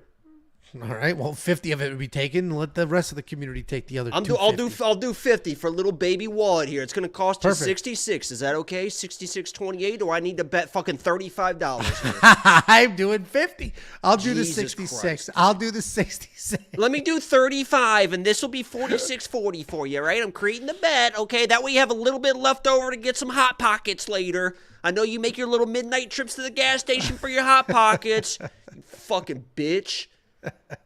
Send it now, Mr. Talking. I mean, I'm the one. Joke, dude. See, this guy gets What it. a fucking joke. It's This in guy the gets chat. it. There you go. I just put right. I just put $35 on Holobaugh. Perfect. Fucking loser, dude. I will grab the other Listen, side. this is going to come down to whoever gets their jab going. And Trey Ogden did a great job against Mata working that jab. And that's pretty much what won him the fight. Obviously, he got the takedowns, but everything was based off that jab. It was in and out, got the jab going. But Mata is a guy that's wanting to counter off of hooks. So he will try to eat that jab to step in with that big left hand, and he was never able to land that big left hand. And he's working the jab, and then when Mata got frustrated, got a little bit too over-aggressive, boom, very nice level changes, was able to control that fight. Kurt Holobaugh is not Nicholas Mata. He also has a very good jab. Whoever gets their jab going is going to win this fight, and I believe that Kurt is going to get that jab going. What I do worry about Kurt a little bit is the fact he can get taken down, and he is so good off his back, I don't want him hanging out, right? Trey Ogden is going to be good enough, in my mind, to kind of keep control of those positions, and he's going to lose rounds doing that. But if he's able to just defend the takedowns, I believe that Kurt is the better overall striker. He's going to be the one moving forward. Trey, as you've seen in past fights, he will kind of back up. Even against Mata, it's a jab, and then moving backwards. He's circling out. It's a jab. He doesn't really want to be in firefights. And if he gets off his back foot and he's in a firefight and he's feeling uncomfortable, those takedowns aren't going to be there, right? So I believe that Kurt Holobaugh is going to be the better striker here, is going to be able to defend the takedowns, and even if he gets taken down, can sweep his way back to his feet, and is going to win this fight. So I'm on Kurt in this fight. I respect the toughness of Trey Ogden. I think he's looked pretty good in his last few fights, but this is a different dude.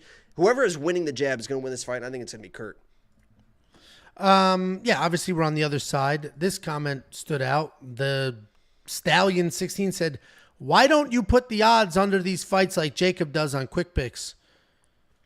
I mean, I'm looking at this screen right now, and stupid, dumb bitch. Tell me if you can't see the screen.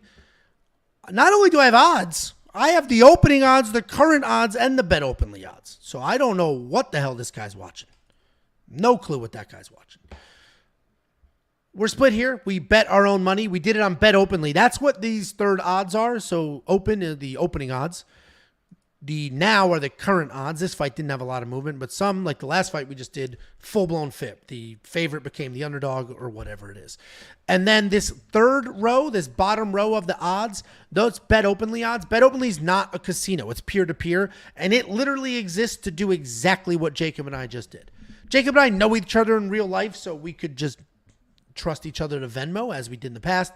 But if you people are arguing with each other in the comment section, hating each other's guts, doing all that crap, just send a Bet Openly link, because this way they can't disappear off the face of the earth, right? Bet Openly, you'll take the money, hold the money, the bet pays out, they give it to you. The best part about that, though, is they do have the best odds because it's not a sports book. So you're just going to get better odds. It's the same odds on both sides. There's not a 10% VIG. So anyway, that's what those odds are. You and I are split. We got that 50 going. I guess we'll see how that goes, Jakey boy. I guess we'll see how that goes. I just took $500 off of you 2 weeks ago at UFC Mexico. Let's relax with the whole "you're so good, you're so good." Right, I won Royval fight right after that, and I just won the fight last week as well. Those still total up to less than $500. Dude, do they not? 500. I won 300 and something, and then I just won another 100 and something. Okay. And I won like fucking 4 of them before that. I was way up. Got it. I just want to make sure. I just want to make sure that was less than 5. WeWantPicks.com. Click Become a Member at the top. It is only $10 for an entire month of everything, and everything is far more than just a couple of bets that you'll get with some random guy's Patreon. You're going to get tools. You're going to get a DraftKings Optimizer. You're going to get the line movement tracker, insight, and so much more. You're also going to get this safety parlay. The safety parlay did miss last week in spectacular fashion, but it's okay. We got it out of our system. It hits at a 70% event win rate. It has a lifetime, almost 2 years. I think June will be 2 years. A lifetime ROI of 28%. You can unlock this with everything else at WeWantPicks.com. Just click Become a Member at the top.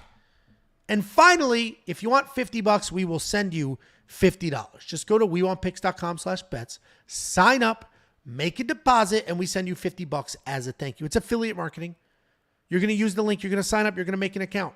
They're going to pay me. I'm going to slice off some of that money, and I'm going to give it right back to you. We're not just going to beg you to use the links. We're going to reward you for using the links. WeWantPicks.com/bets. Sign up, make a deposit. We'll send you $50 as a thank you. Next up, at UFC Vegas 89, we have the main card opener. We have Luis Pajuelo taking on Fernando Padilla. Fernando Padilla is 15-5, 3-2 in his last 5. He is coming off that decision loss to Kyle Nelson. He's taking on Luis Pajuelo. Nope. He is 8-1 overall, 5-0 in his last 5, making his official UFC debut. This could be a really fun fight because Luis Pajuelo, it's not Paella. And I think the J, is it a J or is it an H? Pajuelo. It's Pajuelo. Luis Pajuelo is a solid striker who sets a nice pace. He's constantly moving forward and throwing out a ton of punches to the point where he just does not stop. He never steps back. He never steps off, just constantly moving forward, throwing punches, and he will just absorb whatever comes his way. His takedown defense is not great because he just never stops. He's constantly moving. He can never just settle his hips and defend a takedown. Just move, up, takedown. I'm falling right back. But then he pops up and resets that cycle. He's taking on Fernando Padilla. This guy's a long, rangy guy who likes to fight inside the pocket and keep it dirty. He's an aggressive striker who plots forward as well. And then he's got that pocket-style boxing. He works to a clinch, and then he's going to fire up some knees. If you are able to take him down, he's going to use his length to wrap you up and work in various submissions. He likes to come forward and take risks, but he has no wrestling whatsoever. So if he wants a fight to get to the ground, he's got to resort to some jiu-jitsu nerd tactics like pulling guard. He's coming off that decision loss to Kyle Nelson where he just couldn't get his striking going. And then, as I just mentioned, doesn't have the wrestling to go to a backup plan. And I'm either going to have a very good card or a very bad card because I have picked a lot of underdogs. And I think I'm going to do the same here. I like Pajuelo. He's like the 5th dog on this card that I've picked. I watched Padilla have trouble with Kyle Nelson, and all Kyle Nelson did was move forward and just stay in his face and bomb. And Padilla doesn't have the wrestling to drop and shoot, and he didn't have the striking to keep up. I feel like Luis Pajuelo is going to do the same thing. Just stay in his face, move forward, touch him up, and Padilla's not going to be able to take him down. So I got to go with Luis here. Luis is going to be the pick. He's plus 135. These odds have barely moved in either direction because I don't think people know what to do. I think Fernando's just a little bit of a favorite here because he's got the UFC experience. But I like Luis. He's going to be the pick. What do you think, Jakey Bumbalotes? Yeah, what do they say about broken clocks and even blind squirrels find a nut every once in a while, and all those analogies of even eventually a fucking idiot will be right sometimes. And congratulations, Angelo. This is the fight where you fucking nailed this one. I'm on Luis too. And this comes down to, dude, I don't think Fernando's that good, man. If this goes to the ground, he's able to show off his grappling. That's where he's going to shine. But if this doesn't go to the ground, I mean, his footwork and his striking defense and the way that he just kind of like hunches over and just kind of like stalks forward. There's no like in and out. It's not like bouncy. There's no I mean, he literally just kind of walks forward. Like, I mean, completely square. Will just walk forward, just eating shots. And he's shown he's been tough up to this point. And he's definitely got decent power in his hands when he can land against those shots. But against a technical guy like Luis, I think Luis is going to be all the fuck over him. I think he's going to be landing the shots, laying the powerful shots, doing the more damage. Even if this goes to a decision and Fernando's able to tough out, I think he's going to have the bigger moments where Fernando's just going to keep walking into shots. And unless Fernando lands like something crazy, or like I said, this fight goes to the ground, I just don't think Fernando's that dude, man. I respect his toughness, and I respect that he's got all these finishes. I mean, 13 finishes and 15 wins and only 5 losses, and they're all decisions. But I think Luis is going to box this dude's ears off, and he's going to be in trouble. So I'm with you. I'm going Luis here. Yeah, I just think I think it's going to be the forward pressure. I mean, here's the stat. And obviously, anytime you get a Contender Series guy that only has one Contender Series fight, the stats are from one single fight. 9.15 significant strikes landed per minute. That's crazy volume. But I mean, your point too was good that Padilla he doesn't mind getting in those brawls. He seems like a guy that should, with his length and the way he's built, should be like this distance guy, whatever. But he will stay in the pocket, and even like his bad footwork. I saw a clip of Kyle Nelson just landing kind of like a step off. It wasn't really a hook. It was more like just like a step in jab. And Fernando was like off his back foot and stuff. It's like, dude, if Kyle Nelson's landing that and affect you that much, just wait till this dude fucking Luis is gonna hit you. I just don't like the way that I hate the footwork of Fernando. It's gonna get him in trouble. I mean, he watches this show and comments on the videos, so maybe a little more respect. Well, look at the. I have a clip right here too of him just kind of plodding forward. I mean, it's worked for him, right?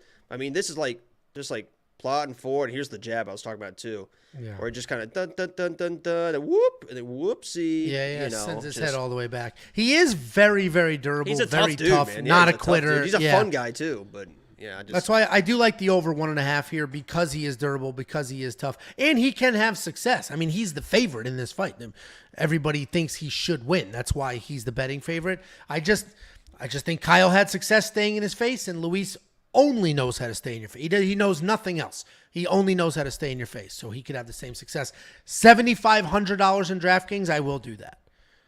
I mean, I mentioned before. Call me crazy, because there's going to be a couple of $7,000 fighters that I want in my lineup because I actually think they win, not just because, they're $7,500. So you trust them enough for your lineup as well at 75 smackaroos? I think there's pretty good value on the on the fight does not go the distance. -200. I think there's some decent value there. I mean, you have the over 1.5. It's a 1.5 line. Over 1.5 is -200. That makes sense. But I think in the second round, somebody's going to find somebody. Sure, yeah. I mean, there could be not a feel-out process because Luis doesn't necessarily have that, but yeah, it could definitely be an interesting fight. If you do want to unlock the picks, the bets, the tools, the round line leans and more, WeWantPicks.com. Just click Become a Member at the top. It is only $10 a month. We have 538 people watching live. Thank you all very much. Oh my God. If you could click the like button, we would appreciate it. And genuinely, it is 9 o'clock Central Time, 10 o'clock on the East Coast. God knows what time you're watching from. We appreciate every single one of you. And I don't know if I'm supposed to say this, honestly, but I do, and we installed it. When was that? A couple weeks ago? I do have vibrating underwear, and every time you hit like, that thing, that thing starts bumping and jumping, baby. Like all those people that have the fake donate a galaxy. And I'm trying to sleep. Donate a galaxy and the horn will go off. Anyway. I don't watch those type of streams. So it's just someone TikTok just thing. himself. Next up. At UFC Vegas 89, we have Billy Quarantillo taking on Youssef Zalal. Billy Quarantillo, 18-5 overall, 3-2 in his last 5, alternating wins and losses. He's taking on Youssef Zalal, 13-5 overall, 3-1 in his last 5, coming off back-to-back regional wins to get back into the UFC. You just threw me off there. What's funny is we slice and dice these videos. So we do the full 2 hour, whatever it is on YouTube, and then I slice it. Each individual fight gets cut up. It gets uploaded to our second YouTube channel and Twitter and TikTok. And the opening part of this video was you convulsing. And anybody who didn't watch the full version on YouTube has no idea why the hell you're They're convulsing. Like, what's going on? And they're going to thank you. It's how you get clickbait games. That's how the internet works. So. Oh, that's how. If you need any more explanations, let me know. I need a ton of them. I'm not the internet guy. I'm just a family man. Where do I put it? That's the wrong hole. Is it true if you don't use it, you lose it? Is that true? We got Billy Q. First of all, that was a good reference. Fuck you. I mean, Fuck you. That was such an old man. I mean, that was such an old man reference. From a hilarious movie. You were calling me an old man, so then I referenced the movie where an old man doesn't know yourself. Yeah, bags of sand. Do you like to do it yourself? But you can reference it. Well, that's a more obscure line. Wait, what a joke! What a joke! Like you're 37. It's like you're 23 and I'm 40. Like let's why don't I am acting appropriately for my it's you that's the issue. I am 100% serious when I say age is just whatever. Yeah, we are very far apart. I am 25 probably my entire life. I have not mentally grown older than fucking, and I love it, man. And it shows in the way we look. It shows in the yeah. Well, have two just little stay kids. Young, man. Fuck it. Who gives a fuck? That's what everyone's like. I mean, even like on Twitter and stuff sometimes, people like, you realize you're like 37 years old. I don't give a fuck, dude. I'm going to act like how I fucking act. I'm going to enjoy my fucking life. No, and you're the haters good. Can fucking, I'll tell them what they can fucking suck right here. I'm waiting. And we're canceled. Anyway, we got Billy Q taking on Youssef Zalal. This is interesting line movement. Minus 300 opener for Billy Q. I get it. Right? He's a tried and true UFC guy at this point. He's taking on Youssef Zalal. That guy was cut. They cut him. They're like, you're boring, you're not winning, you're cut. He got a couple of regional wins, and now he's stepping up on short notice to get back into the UFC. And the betting public was like, Billy's going to lose this fight. And all this money came in and just collapsed the line. It is starting to rebound. It's starting to widen. I'll tell you right now, I have a bet on Billy Q. I got it at minus 146. If you pick Youssef Zalal to win, this will be my $300 bet openly bet. Tell you what. All right. That's fucking okay. All right. Done. Oh, Perfect. Shit. Perfect. Oh, my God. Perfect.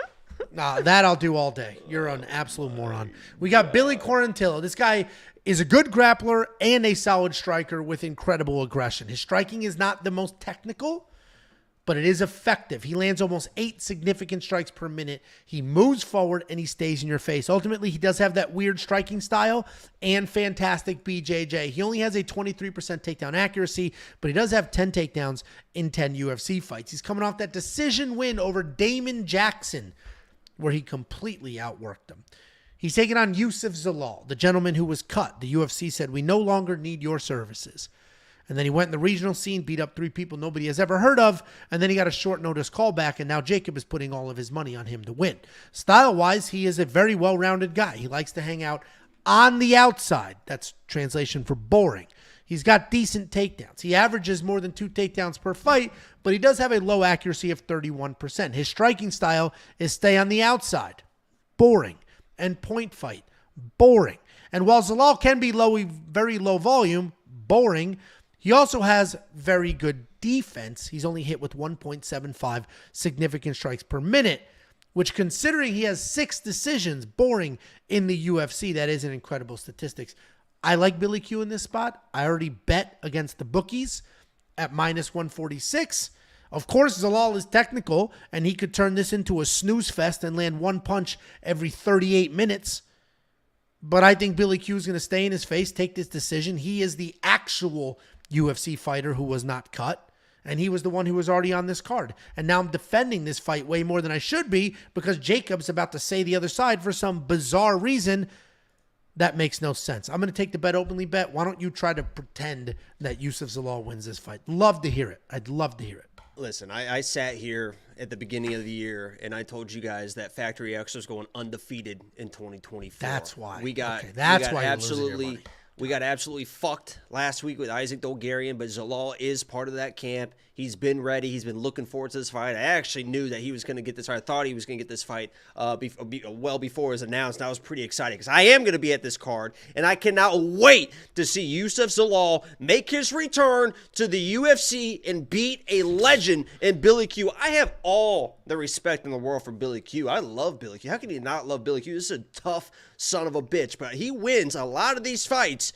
kind of like we saw C-Rod do last week, right? Where you just kind of get beat up a little bit. I mean, Alexander Hernandez was just like touching him up, beating him up, started gassing. He wins a lot of fights by outlasting people that gas, that try to finish him. Yusuf Zalal, as you mentioned, not really that guy. He's not a guy that's just going to come in and blow his load, and then Billy Q's going to get over him or start overwhelming him with pressure and all this whatever and be able to beat this guy down. Yusuf Zalal is known for his footwork, to be in and out, to strike. Not only that, but he's really kind of picked up the wrestling and grappling, and that's where Yusuf Zalal is going to win this fight because he's going to dance around. He's going to point. This dude doesn't get tired. He's going to be in. He's going to be out. He's going to get Billy Q a little bit frustrated, touching him because Billy Q can't get frustrated.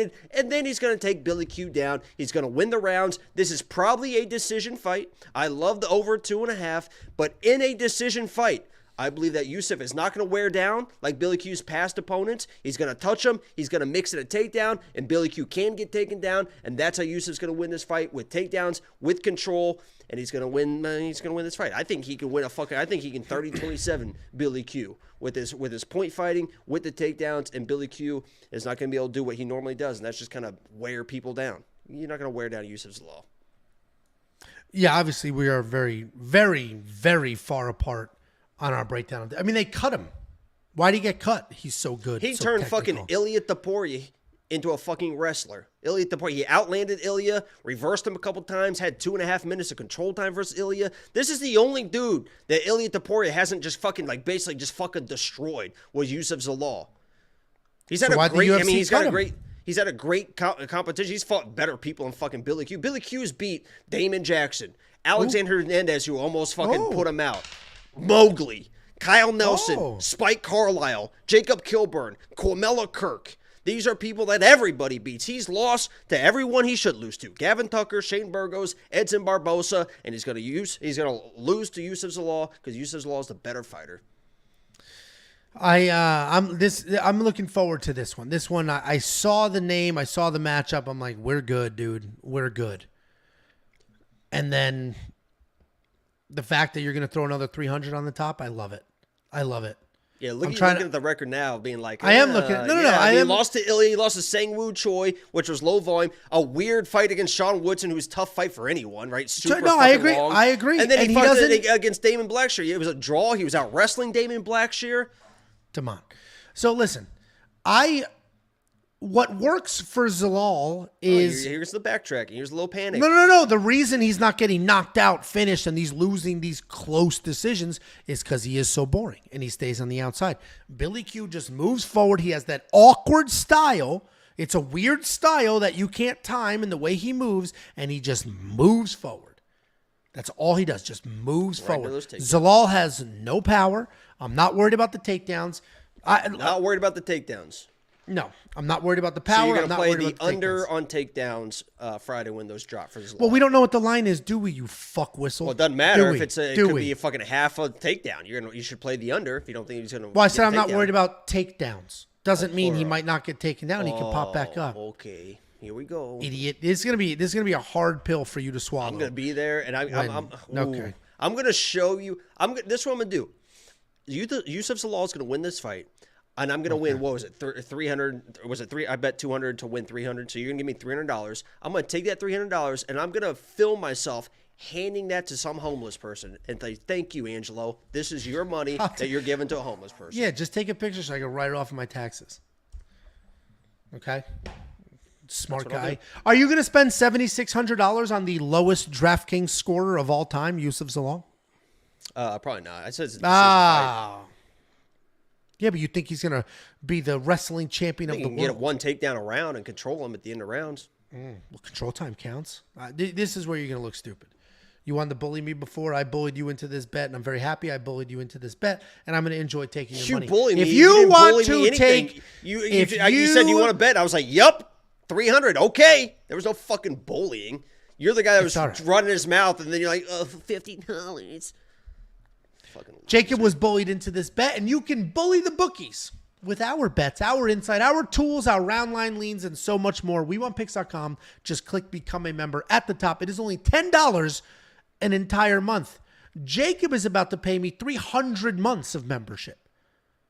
You can just get 1 month for $10. We do have a couple of super chats. $1.99 from Anwel to Brrr. 300 months would be $1. We didn't bet $3,000. He said, bruh, no way Jacob is 37. Thought homie was 25 to 29. Jacob is aging very, very well. He looks fantastic for his age. And that's a true statement. Cesar picks. Namajunas via decision, boys. Lock, flying money. You're the GOAT, Angelo. Oh, this guy gets it. Thank you, Cesar. How long did it take you to sit there and create that account? Thank you. I just keep sending my own money to me just so YouTube could take it away and I could just make it back on the other end minus 30% or whatever the hell it is. That's called YouTube money takes. Laundering. No, that's called just giving YouTube money for no reason. That's called money laundering. How would that be money laundering? That is called, I've watched plenty of documentaries, Angelo. Yeah, no, I watched the Bird Family and they launder money. Idiot. What's your deal tonight?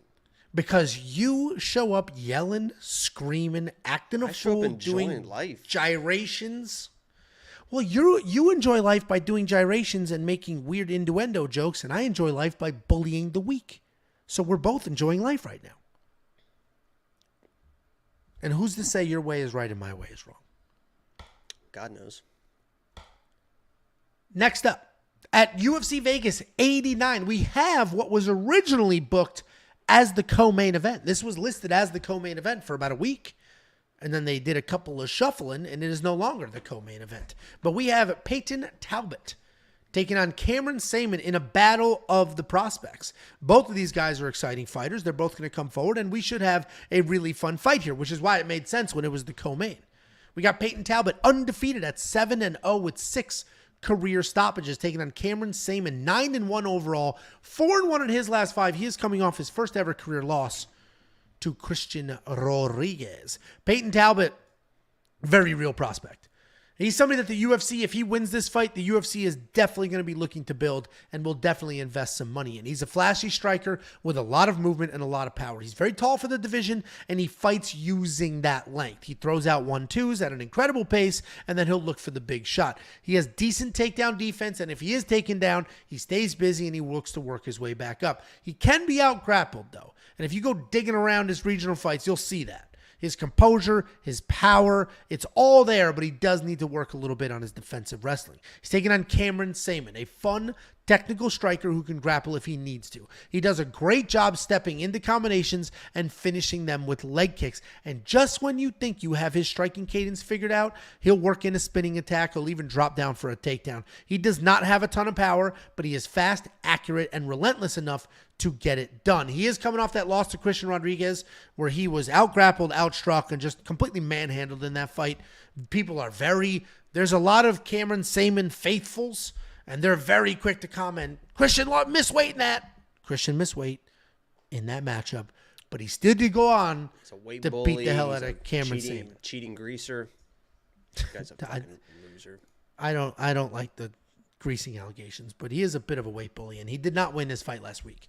Anyway, this is a battle of the prospects. One of these prospects has already been busted. Cameron looked terrible in that loss.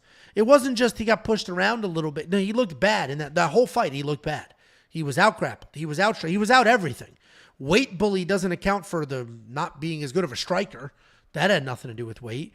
And until I see otherwise, I'm going to assume that Cameron Saaiman will look that poor against other good strikers as well. I like Peyton to win here. He's certainly the more dangerous of the two. My only concern is the wrestling. Cameron can squeak in a takedown, and Peyton's takedown defense is not that good. Peyton is going to be the pick. He made a lot more sense at -110 than he does at -152. And what is interesting about these odds is Peyton was -110 literally yesterday. So it moved this much today, which is kind of bizarre. There was a lot of line movements today. Yeah, I don't know why everybody waited till today, but they did. Yeah, what do you think, Jakey boy? St. Patrick's Day yesterday, and a little hungover. Could be. People were out. I know you were pretty fucking lit, so. Is he just wild? Didn't even have a lick of alcohol yesterday. Nothing, not a drop. That's not what the Facebook group said that you were causing a scene in the neighborhood. I mean, what Facebook? the neighborhood you don't know Facebook group. Yeah, I monitor just to make sure that you're staying, in the path that we're trying to keep you on. And there was who's that walrus drinking green beers? You stepped off on the sidewalk yesterday. I'll tell you that. Not only did you step off the sidewalk, but you fucking took a shit when you stepped off the side of the sidewalk in the fucking neighbor's fell yard. Into somebody's car. I mean, I saw the video. So anyway, you actually look pretty good for as wasted. Thanks. I've been losing weight, dude. Go ahead.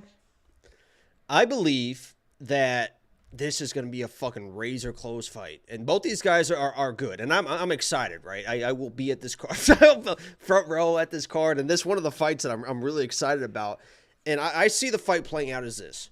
I believe that Cameron is the better fighter, the better overall fighter. He's just a little bit more technical, a little bit more sound. Obviously, that C-Rod fight, he kind of threw out the technicality out the window, and that's why he lost that fight, all the stupid shit that he was doing. He was the better fighter than C-Rod, but he lost that fight because of IQ choices and the way that he chose to approach that fight. If he does the same thing here, the same thing could happen. I think that Cameron is the better fighter. I think he's going to win most of the minutes of every single round of this fight. I think it's going to go to a decision. It's going to be a close decision, and it's going to be up to Peyton. As I mentioned before, I can't remember what fight it was, but there's a few fights where I think somebody's going to win more of the minutes, and it's going to be up to that powerful guy, the more dynamic guy, to win the bigger moments to steal those rounds. Can Peyton get that big moment in a round to steal the round from the activity that's going to be of Cameron? Because both these guys are very tough. I think he can. I believe that Cameron is going to be winning most of the minutes of every single round, but Peyton just is so dynamic in the things that he does. In a judge's eyes, he does those things that kind of wow you. What the fuck was this? I don't know what happened. Hold on. What the fuck is going on here? There we go. You dumb piece of shit. Right, I relax. was fucking and moving and grooving on that one. I don't know what happened. Oh, I you don't know what happened. stupid fucking dumb bitch. If that ever happens again... Oh my God. This is the hangover I'm talking about from yesterday's fucking party. You can't be professional. You're falling asleep, banging keys on your keyboard, trying to look up God knows what, probably on OnlyFans, doing whatever you need to do. Can you just finish your breakdown? The fucking pipes.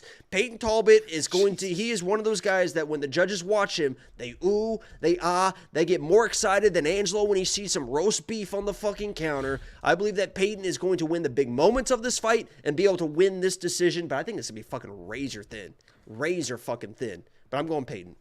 What's annoying is the reason that just happened is I have all my notifications silenced, and I'm in the group chat with a couple of guys, and somebody's like, "Is Angelo?" I don't check my phone. I said, "Is somebody you taking duck lip photos like an idiot?" And then they said, "Is Angelo alive?" And I said, "I'm live." And then one of them goes, "A Monday show?" And I was responding to that as to why we're live Monday. And then the screen was like, blah, blah, blah. Wow, what a great story. We feel better about it now. See? Just trying to keep people informed for my health and wellness. Who'd you pick? Cameron? Is that what I just heard you rant and rave about? Is that what you did? I picked Peyton. So. Oh, okay. So we're on the same side as this one. I do get, people seem to be loving Cameron for sure. It's in all the comments in this live chat. It's in all the comments on the videos.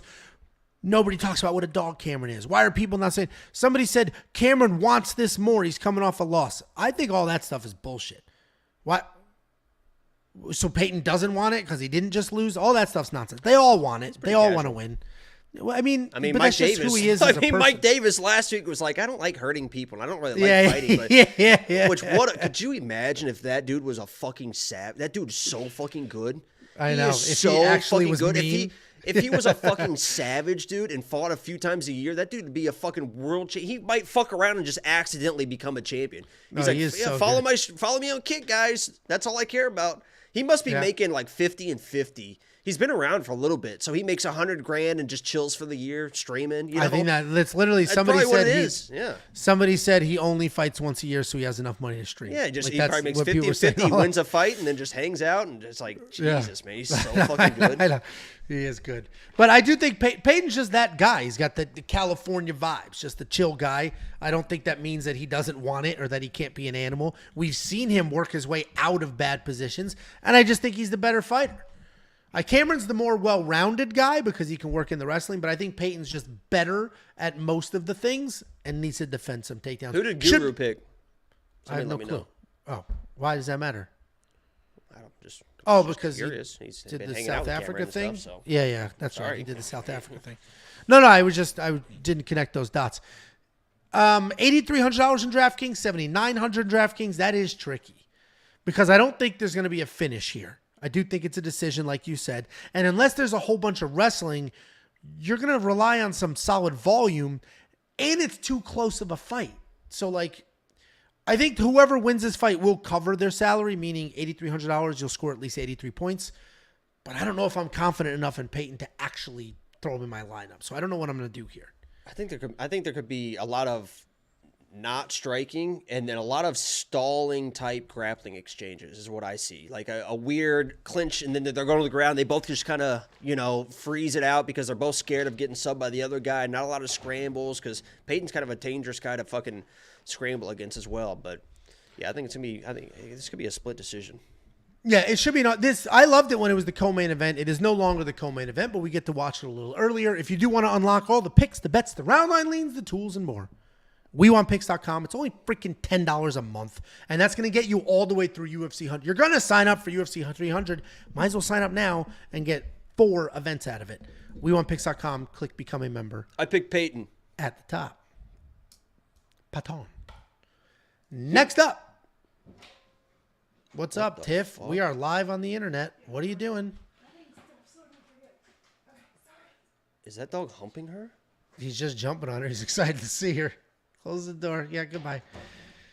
She's just hiding stuff. I don't know. Oh, Easter stuff maybe for the girls? What the fuck? The Easter Bunny's not real? No, it's real. When's Easter? Is it close? It's like in 2 weeks. It's ridiculously close, actually. Like unreasonably close. I know. I agree. Do you do some dumb shit like fucking Elf on a Shelf for Easter? Is there some dumbass shit like that? Normal, like here's the Easter Bunny brought you an Easter basket. Dumbass shit that you do, like fucking dumbass Elf on the Shelf. Dude, Elf on a Shelf is a nightmare. Because Avery's getting old enough. They were excited to show me, and I was like, "Can I touch it?" No, because I knew that you're not supposed to. So I was like, "Can I?" No. Well, but what's annoying is like every family has like different rules, and it's like at school, so and so brought their elf. It's like how, why, and then like the teacher has an elf in the classroom, and that elf left one day. The teacher told these small children, you didn't listen, so he left. And Avery, like my daughter came home crying. The elf left because we weren't, I don't know if he's gonna... And it was just like, what is this teacher doing? What is this teacher doing? Like you're weaponizing Elf on a Shelf to get these kids to shut up at snack time? Like that's crazy. Look at this fucking guy. Tell this guy, like, you don't like, you don't have to watch. You don't have to watch. You can leave. You do not need to watch this. You can leave. Next up at UFC Vegas 89, we have Edmund Shabazian taking on AJ Dobson. Edmund Shabazian, 12-4 overall, 1-4 in his last 5. coming off the TKO loss to Anthony Hernandez, taking on AJ Dobson, 7-2 overall, 3-2 in his last 5. He's coming off that decision win over Tafan Nchukwi. This is an interesting fight that has a lot of people split. There are a lot of people loving Edmund here, and then a lot of people that are a little more of sound mind, like myself.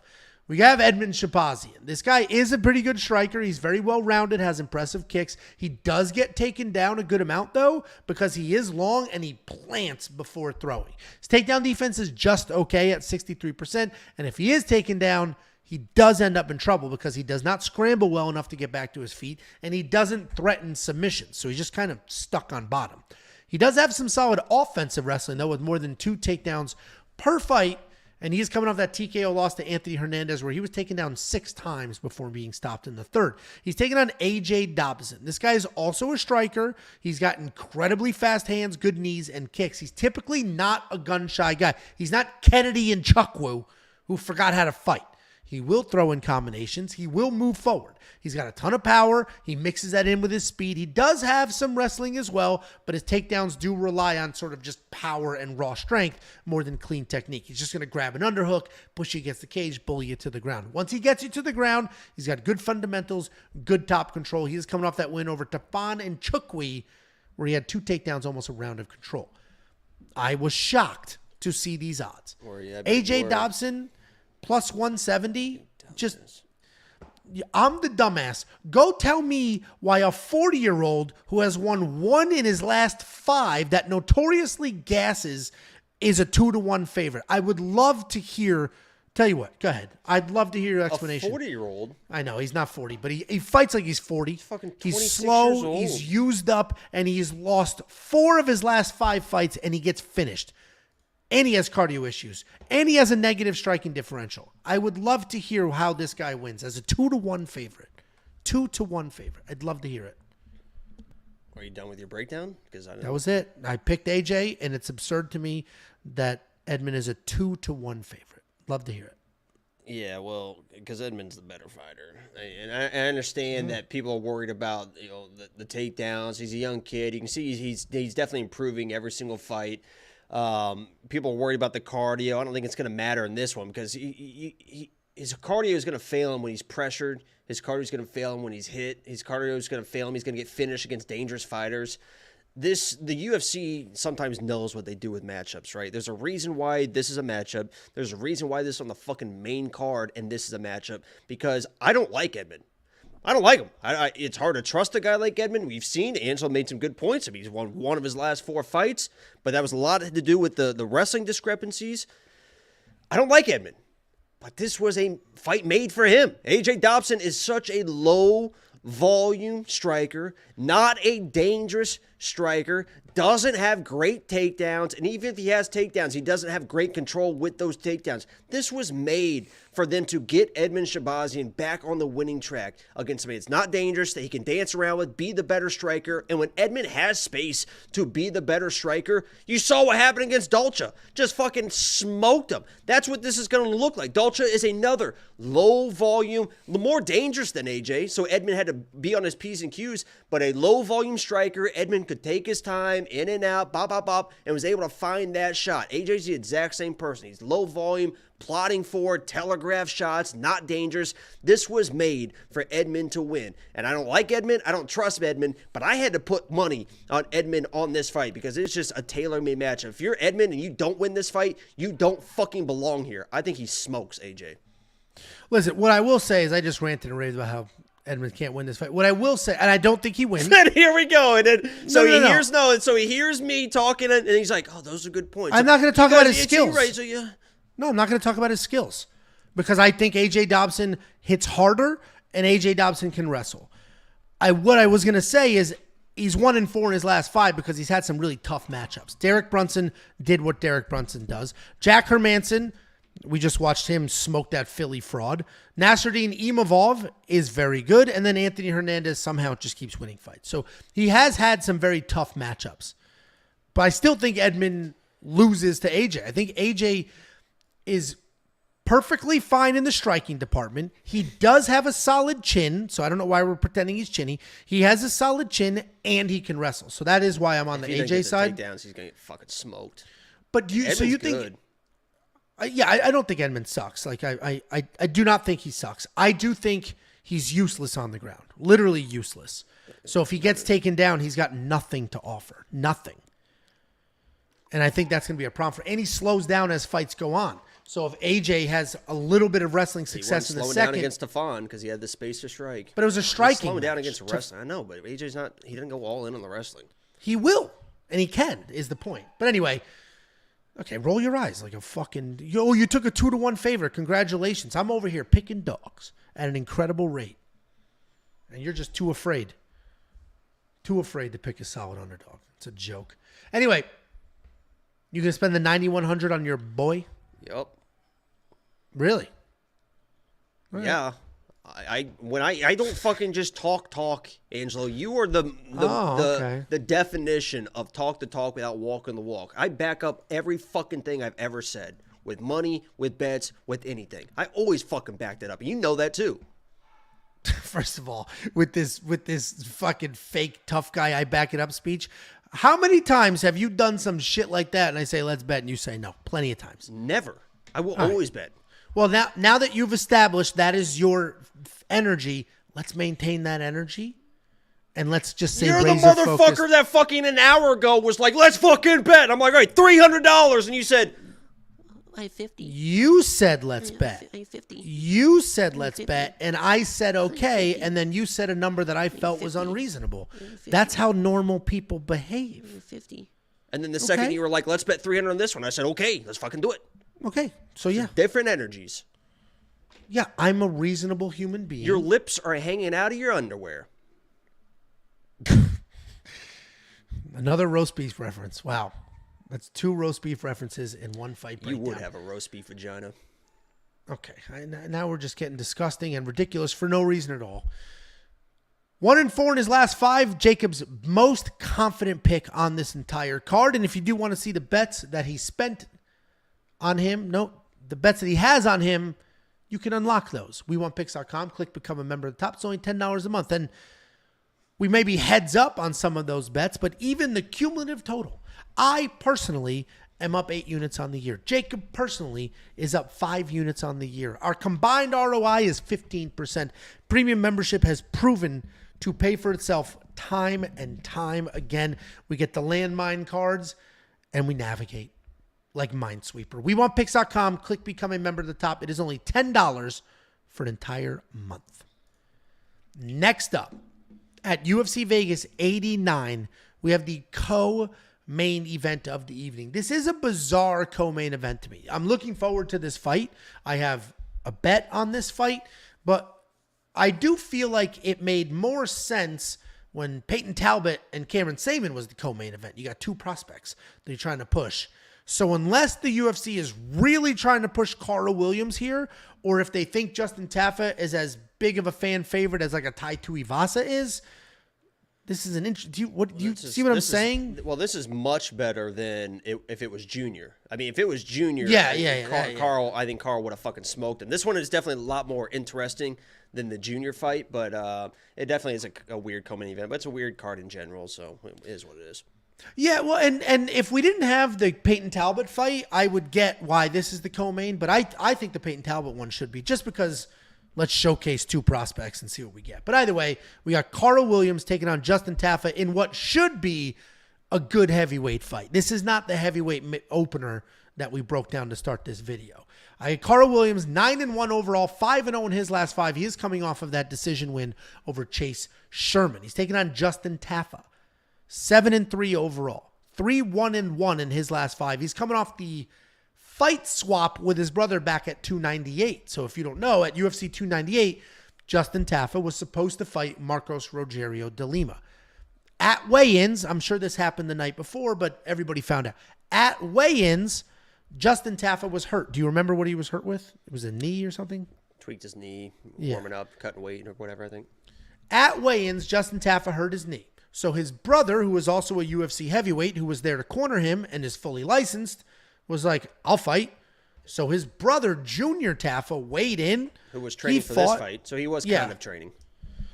Weighed in, fought, got the shit kicked out of him. And then now Justin is stepping in for his brother. They did a full swap about a month, right? Maybe 5 weeks. They just did a swap.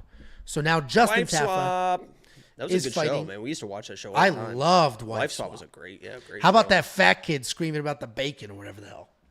That's like an all-time clip. I'll find it. It's literally an all-time clip. And you screaming. I love Wife Swap. I love Tiffany's. Just her head pops up like a fucking burnt. What did he say? Anyway, the lights go out like Undertaker. The lights go out and come back on, and she's standing. Dude, that would be so incredible, like the Undertaker. Just poof, and then whoop, and she's just right over top of you. Oh my god, I'd literally lose my fucking shit. I mean, and it's not like out of the realm of what she would do. You have to. I don't care if it's pre-planned. You got to try and do that at some point. That would be incredible. But my God, that would be incredible. We have, especially because you're already afraid of her. So that just really. I'm not afraid of fucking nothing, dude. You bring her in here right now, I'll fucking tell it to her face. No, you wouldn't. You would tell it to her through the headphones on my head. I'm not afraid of anything, anybody. Shit. Anyways, my neighbor texted, the comments are lame tonight. Everybody's talking about the fights. He literally watches just to see people call me fat and horrible things so he can screenshot it and send it to the group chat. say your best. This would be good. In the chats or even in the comments, too, if you're watching this post, whatever. Like the stream if you haven't already. Just your most witty. Don't be like just mean to be mean. Just your most witty thing about Angelo. Just something real funny. Or just like... He seems like a good dad. He's pretty sharp with the fight picks. Like stuff like that is good too. No, it seems like Angelo seems like a guy that if the power is out for 3 days, he would think about eating his own kid. Like I can't order a pizza, and you're just looking at him like, yeah, fuck, man. I bet you thought about which one you'd eat first. I'll eat that old dog. He's plenty of fat. The kids are too skinny. Skin and bones. We don't want PETA. Yeah, we don't want PETA against us. Okay. Anyway, Carl Williams. He is a powerful striker. He is always looking to send a big right hand. He sends everything with power. He does manage to keep them straight. It's not looping. It's just straight up the middle. That's the sound that it makes when you throw a punch right up the middle. If he sees that you're hurt, he will open up. He will get a little loopy, try to finish. But if he doesn't finish, he will back up. He will reset.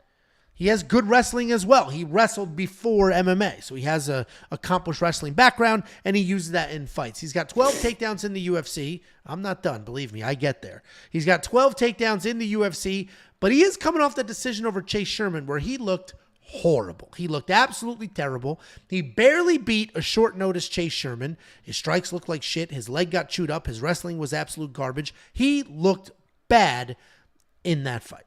He's taking on Justin Taffa. We know who he is at this point. He's just a thick man with giant legs, power in his hands. He will thunder kick your legs. He will headhunt with his strikes. He is a professional kickboxer, or was, but I will say the longer he fights MMA, the older he gets, the less clean the striking is, and the more it's just, I've got a granite chin. I know I have power. I'll find it.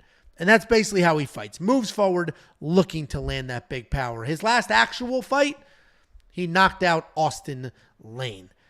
And I was a big Carl Williams guy before the Chase Sherman fight. I'm pretty sure he was in the safety parlay that week. And my God, did he suck in that fight. And maybe that fight was the anomaly. Maybe he is this great prospect. And Chase Sherman, for whatever reason, was just a pain in his ass. But my notes, when I'm able to watch the fights live, the same spreadsheet I'm reading right now, I add a column during the fights. And I'll just take my notes with what I'm feeling right then in the moment. And my notes were, anybody with good takedown defense and leg kicks beats Carl Williams. And that's exactly who Chase Sherman is. He's never been taken, Justin Taffa is. He's never been taken down in the UFC. He's got those big-ass legs, the fucking huge hips. He's not a guy you easily take down. He hits like a freight train, and he will kick your legs. I think Justin Taffa can win this fight. I have a quarter of a unit because these are still heavyweights, and Carl Williams might be that guy. I am basing all of this off of one bad fight. I got him at plus 220. And if you're a premium member, you got that incredible value that has tightened. We're at plus 146. What do you think, Jakey boy? Yeah, I like Carl Williams here, and people will keep talking about the takedown defense of Justin Tafa, but it's like he hasn't fought a wrestler. He hasn't fought a wrestler. The only guy that really would wrestle would be like an Austin Lane, I guess, but he's like so big and so tall, it's hard for him to really level change. So it's like, yeah, he's shown decent takedown defense, but he hasn't really faced a guy like Carl Williams. Carl Williams is a blast double, put you on your ass type of dude, and I believe that's what he's going to do. The issue, Keep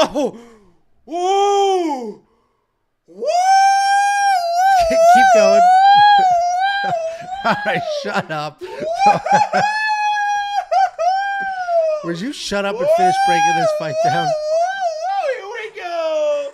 Here we go, baby. Let's get going. Main event time. We've got Shut up. Break it down. Stop. Woo.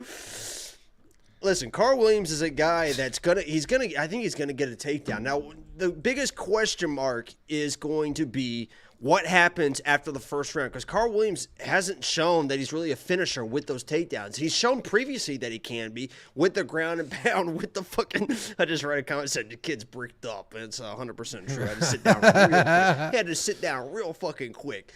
But what's going to happen in the second round? Because Carl Williams does get tired, and he's a guy that says, I don't get tired, I just look tired. And Dustin Poirier is one of those guys. There's a lot of those guys that are like, it looks like I'm tired, but I'm not tired. And it's like, well, if you look like a duck and you quack like a duck, sometimes you're a fucking duck. And this dude looks like he gets tired later in rounds. And if you're getting tired and all of a sudden you can't get the takedowns because Justin Tafa, it seems like he has decent takedown defense. I think he's going to get taken down early.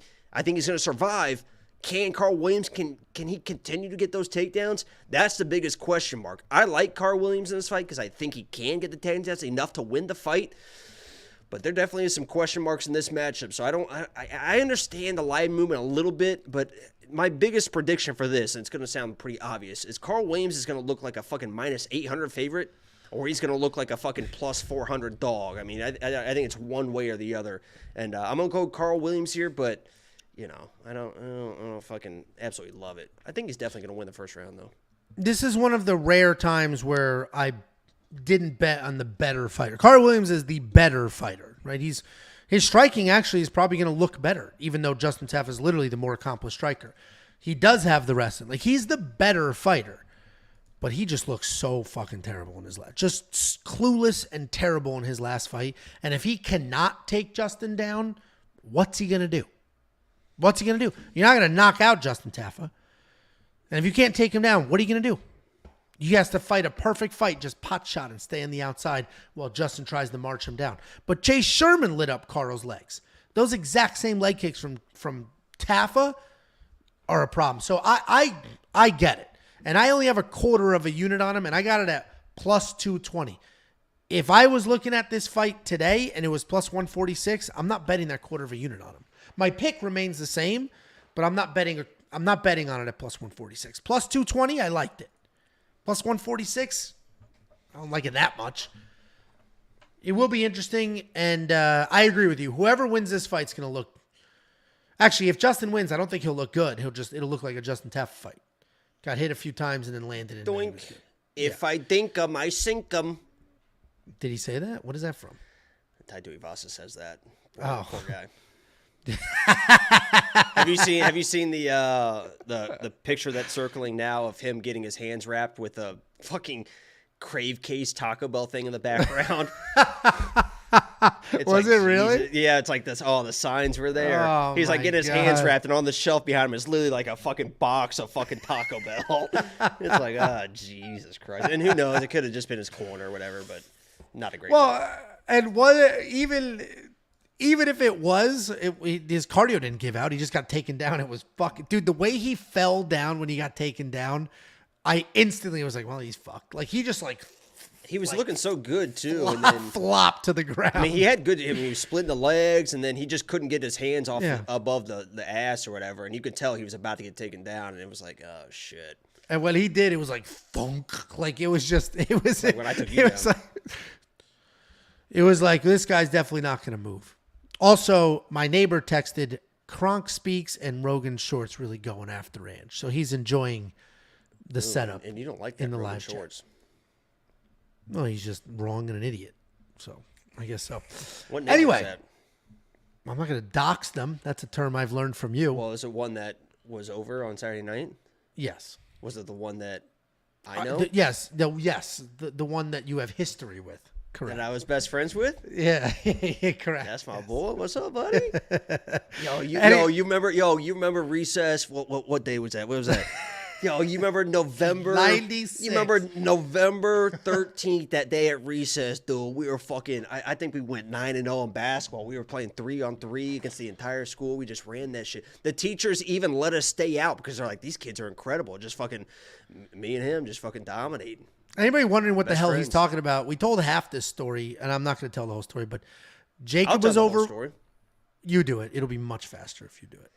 Basically, we found out. Don't say his name or No, I anything know, like that. but we found out that Angelo's neighbor at one point, like a last week or whatever, that he happened to be in Indiana. That we ended up found out that we went to the same school randomly, and then he found a yearbook, and turns out of 8 billion people in the world, me and Angelo's neighbor that don't know each other, that only know each other through Angelo, were in the same fucking first grade class in Indiana way back in fucking first grade, fucking whatever. Yeah, and this is it. We are in Texas currently.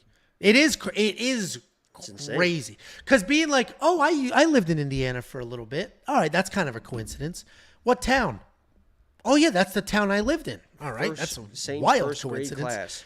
Yeah, did you go to this school? We were did best go friends. to that school. We were How old are you? We were literally best friends, and I can't stress enough how good of friends. And I remember doing a lot of stuff for him. Honestly, I think that there was a lot of time. I mean, there was a lot. Now that I'm remembering, there was. What's the inflation rate? Yeah, I because you let him borrow money. I think that he was picked on a lot. I think he was. I remember him being picked on a lot, and me really coming to his defense and really sticking up for him. So I think he might owe me a tick or two. But it is. So then the neighbor sent a text message with a picture of his yearbook. I think he found it, or his parents go digging around. Well, cover his face in his name. No, just of me. No. Yeah. You guys can see a picture of the yearbook. Him and Jacob are in the same class. I mean, this is like. It's just like, holy this shit. Shit is fucking. This picture goes hard too. I mean, that's a fucking dude right there, man. It is funny you went by Jake then, and now you're like, shit, man. Jacob. That's like a Gucci shirt too. I mean, that's a fucking.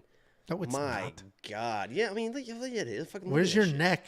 It's so funny that looking at that picture, I would assume you were like a short, thick, no neck kid. God damn, it's a good looking kid, dude. If I was an adult, first person I'd kidnap right there. No questions asked. I see this kid on the playground, I'm scooping him up. Easy. That looks like a gullible kid. So yeah, right.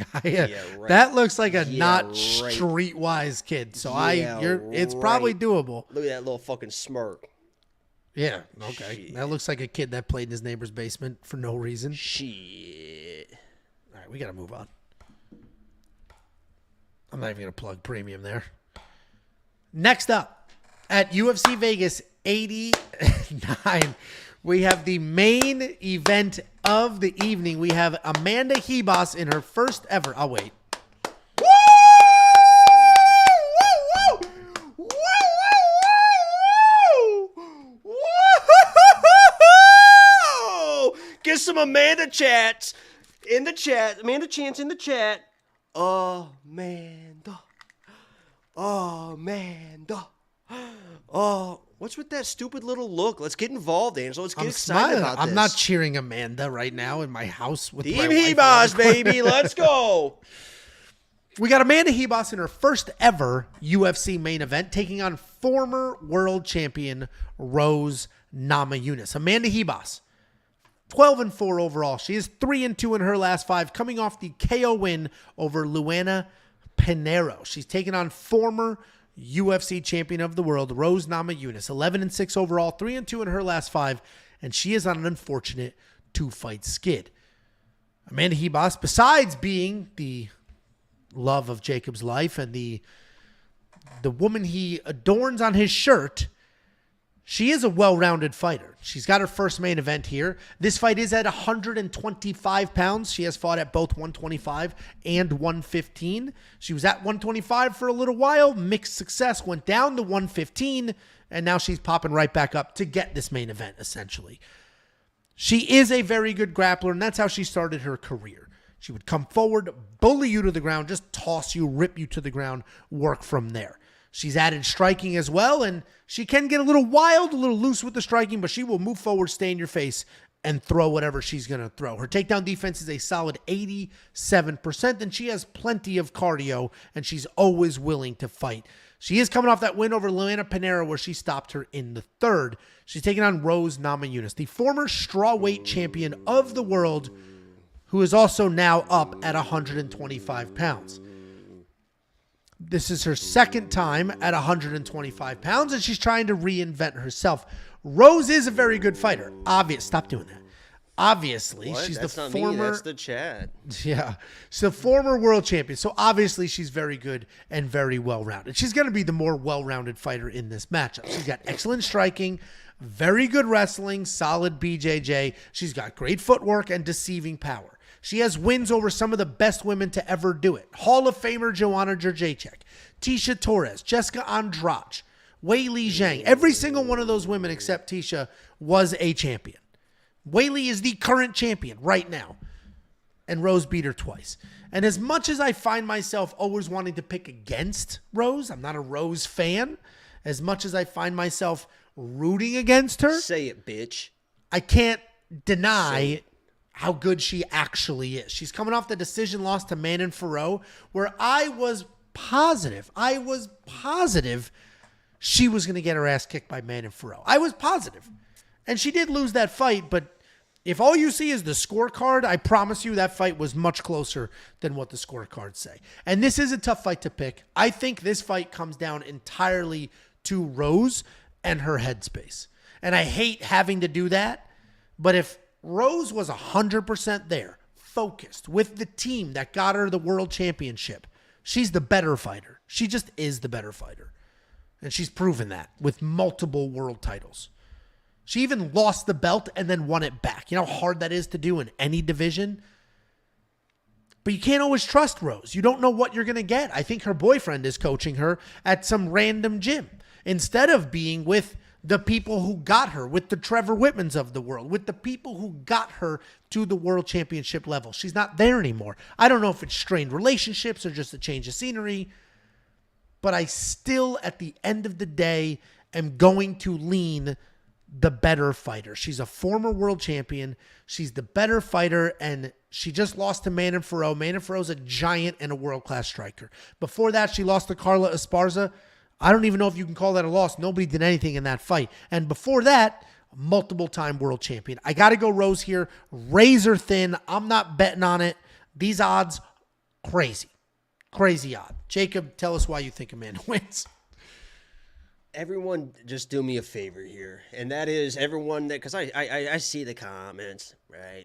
I see it on Twitter. I see it in our Discord. Discord's 100% free. You can join our Discord description below. I see it on the Instagram. I see it in the chat here today. I see all the Rose stuff. I see all the Rose is a lock and all this stuff, and she's the biggest favorite on this card. Do me a favor, everyone that's talking about Rose, fucking go bet on her. Everyone go bet on her.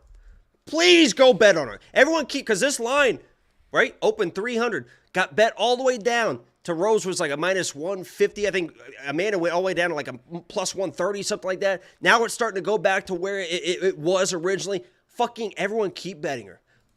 Fucking please keep betting Rose, because I will be at the Apex on Saturday night. I will be in Las Vegas on Friday night, Saturday night, sitting front row for this fucking fight, and I'm trying to get rich as fucking shit.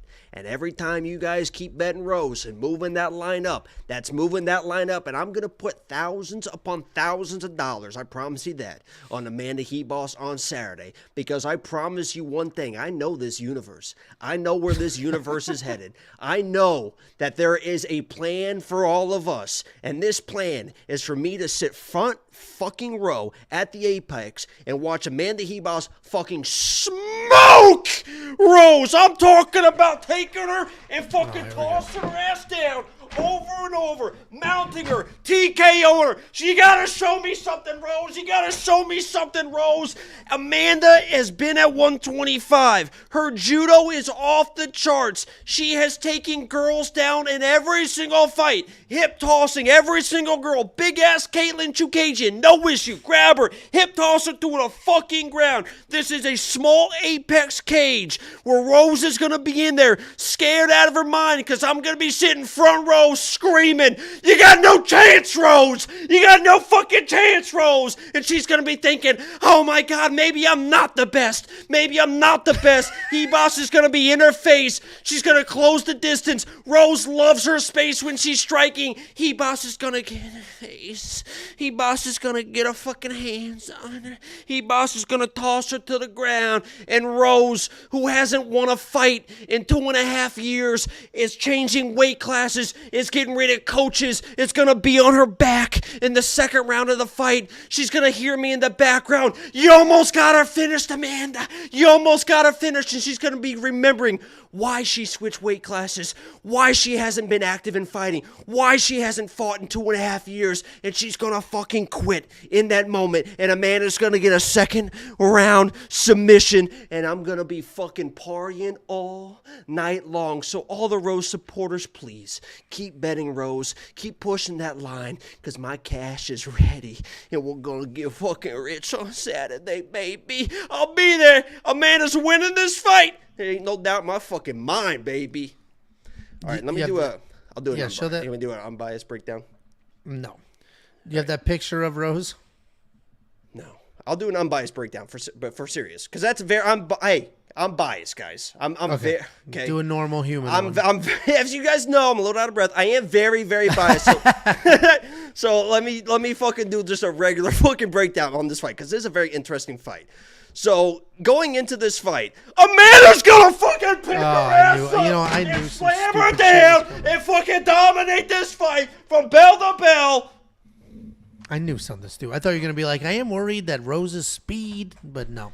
All her speed advantage is gone. I was worried about the speed. Yeah, that's why I said show the picture. I was worried about the speed at 115. The speed is gone. She's growing in that 125 body. Well, either way, this is a good main event as far as, this division is concerned. It's an interesting fight. Former world champion. Rose is sort of a polarizing figure. I don't think she beat Weili the second time. There's a lot going on here. I actually am fight in 2.5 years. I actually am looking forward to this for sure. It'll be interesting. It's not even worth asking you what you get in DraftKings.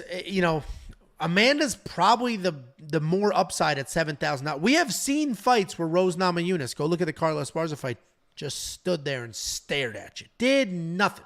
Just stood there and stared. The difference is her opponent was also willing to stand there and stare.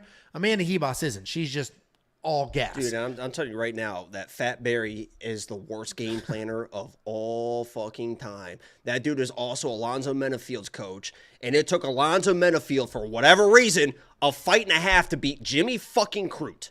Punch Jimmy Crute in the fucking face and you will win. And for whatever reason, Alonzo Menifield kept wrestling Jimmy Crute. And you know what Fat Barry was saying? "Oh, great job, man. You're doing great. Keep up with the game plan. Why the fuck are you wrestling?" I would not be surprised in the slightest if Rose comes in, because her path to victory is stay on the outside. Amanda does get hit. Stay on the outside. Keep on the outside. Amanda needs to close that distance, make this fight dirty.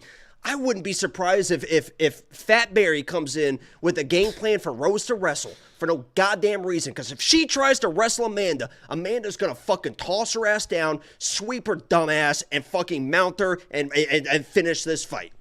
So, I'm a little passionate. Yeah, just a hair. Obviously, Jacob has chosen his side and putting a stake in the ground. But if you do want to unlock the bets, not just on this fight, I would avoid Jacob's bets on this fight. Not because they might not hit or because he's a sharp. None of that. Just I already have $400. so wild. Yeah, so wildly biased. I already have $400 on it. I guarantee I put at least another 1,000 on Saturday, and I'll post the slips. You can see them in the Discord or Twitter or Instagram, whatever. You can follow me on the gram, and I'm gonna vlog the whole thing. Honestly, I can't wait. Obviously, this fight. Yeah, obviously this fight's gonna be awesome, and I'll be serious here. It's a tough fight. I mean, it's a tough fight for Amanda. There's a reason why she's a 3-1 dog. And but I'm excited for the whole night. I'm going to vlog the whole thing. It's going to be incredible. I'm looking forward to the vlog. I am looking forward to. I don't know how many of these fights I'm going to be able to watch Saturday, but either way, this should be a fun card. If you guys do want to become premium members, we ask that you do. Premium membership will unlock everything, not just the picks and the bets, but also tools. It is a fully interactive website. It's not just some Patreon with a list of bets. It's not just a couple of posts, an email. It's a fully interactive, custom-built website that as soon as you log in, you have access to everything we do, including the tools like the line movement tracker, including the detailed data, metrics, and analytics, including more than just me and baby Vegas Red. You're also going to get Artem, who's going to give Bellator, PFL, Dana White Contender Series, all the regional picks, as well as the Pick Doctor, which is an artificial intelligence picking fights based solely off of historical data.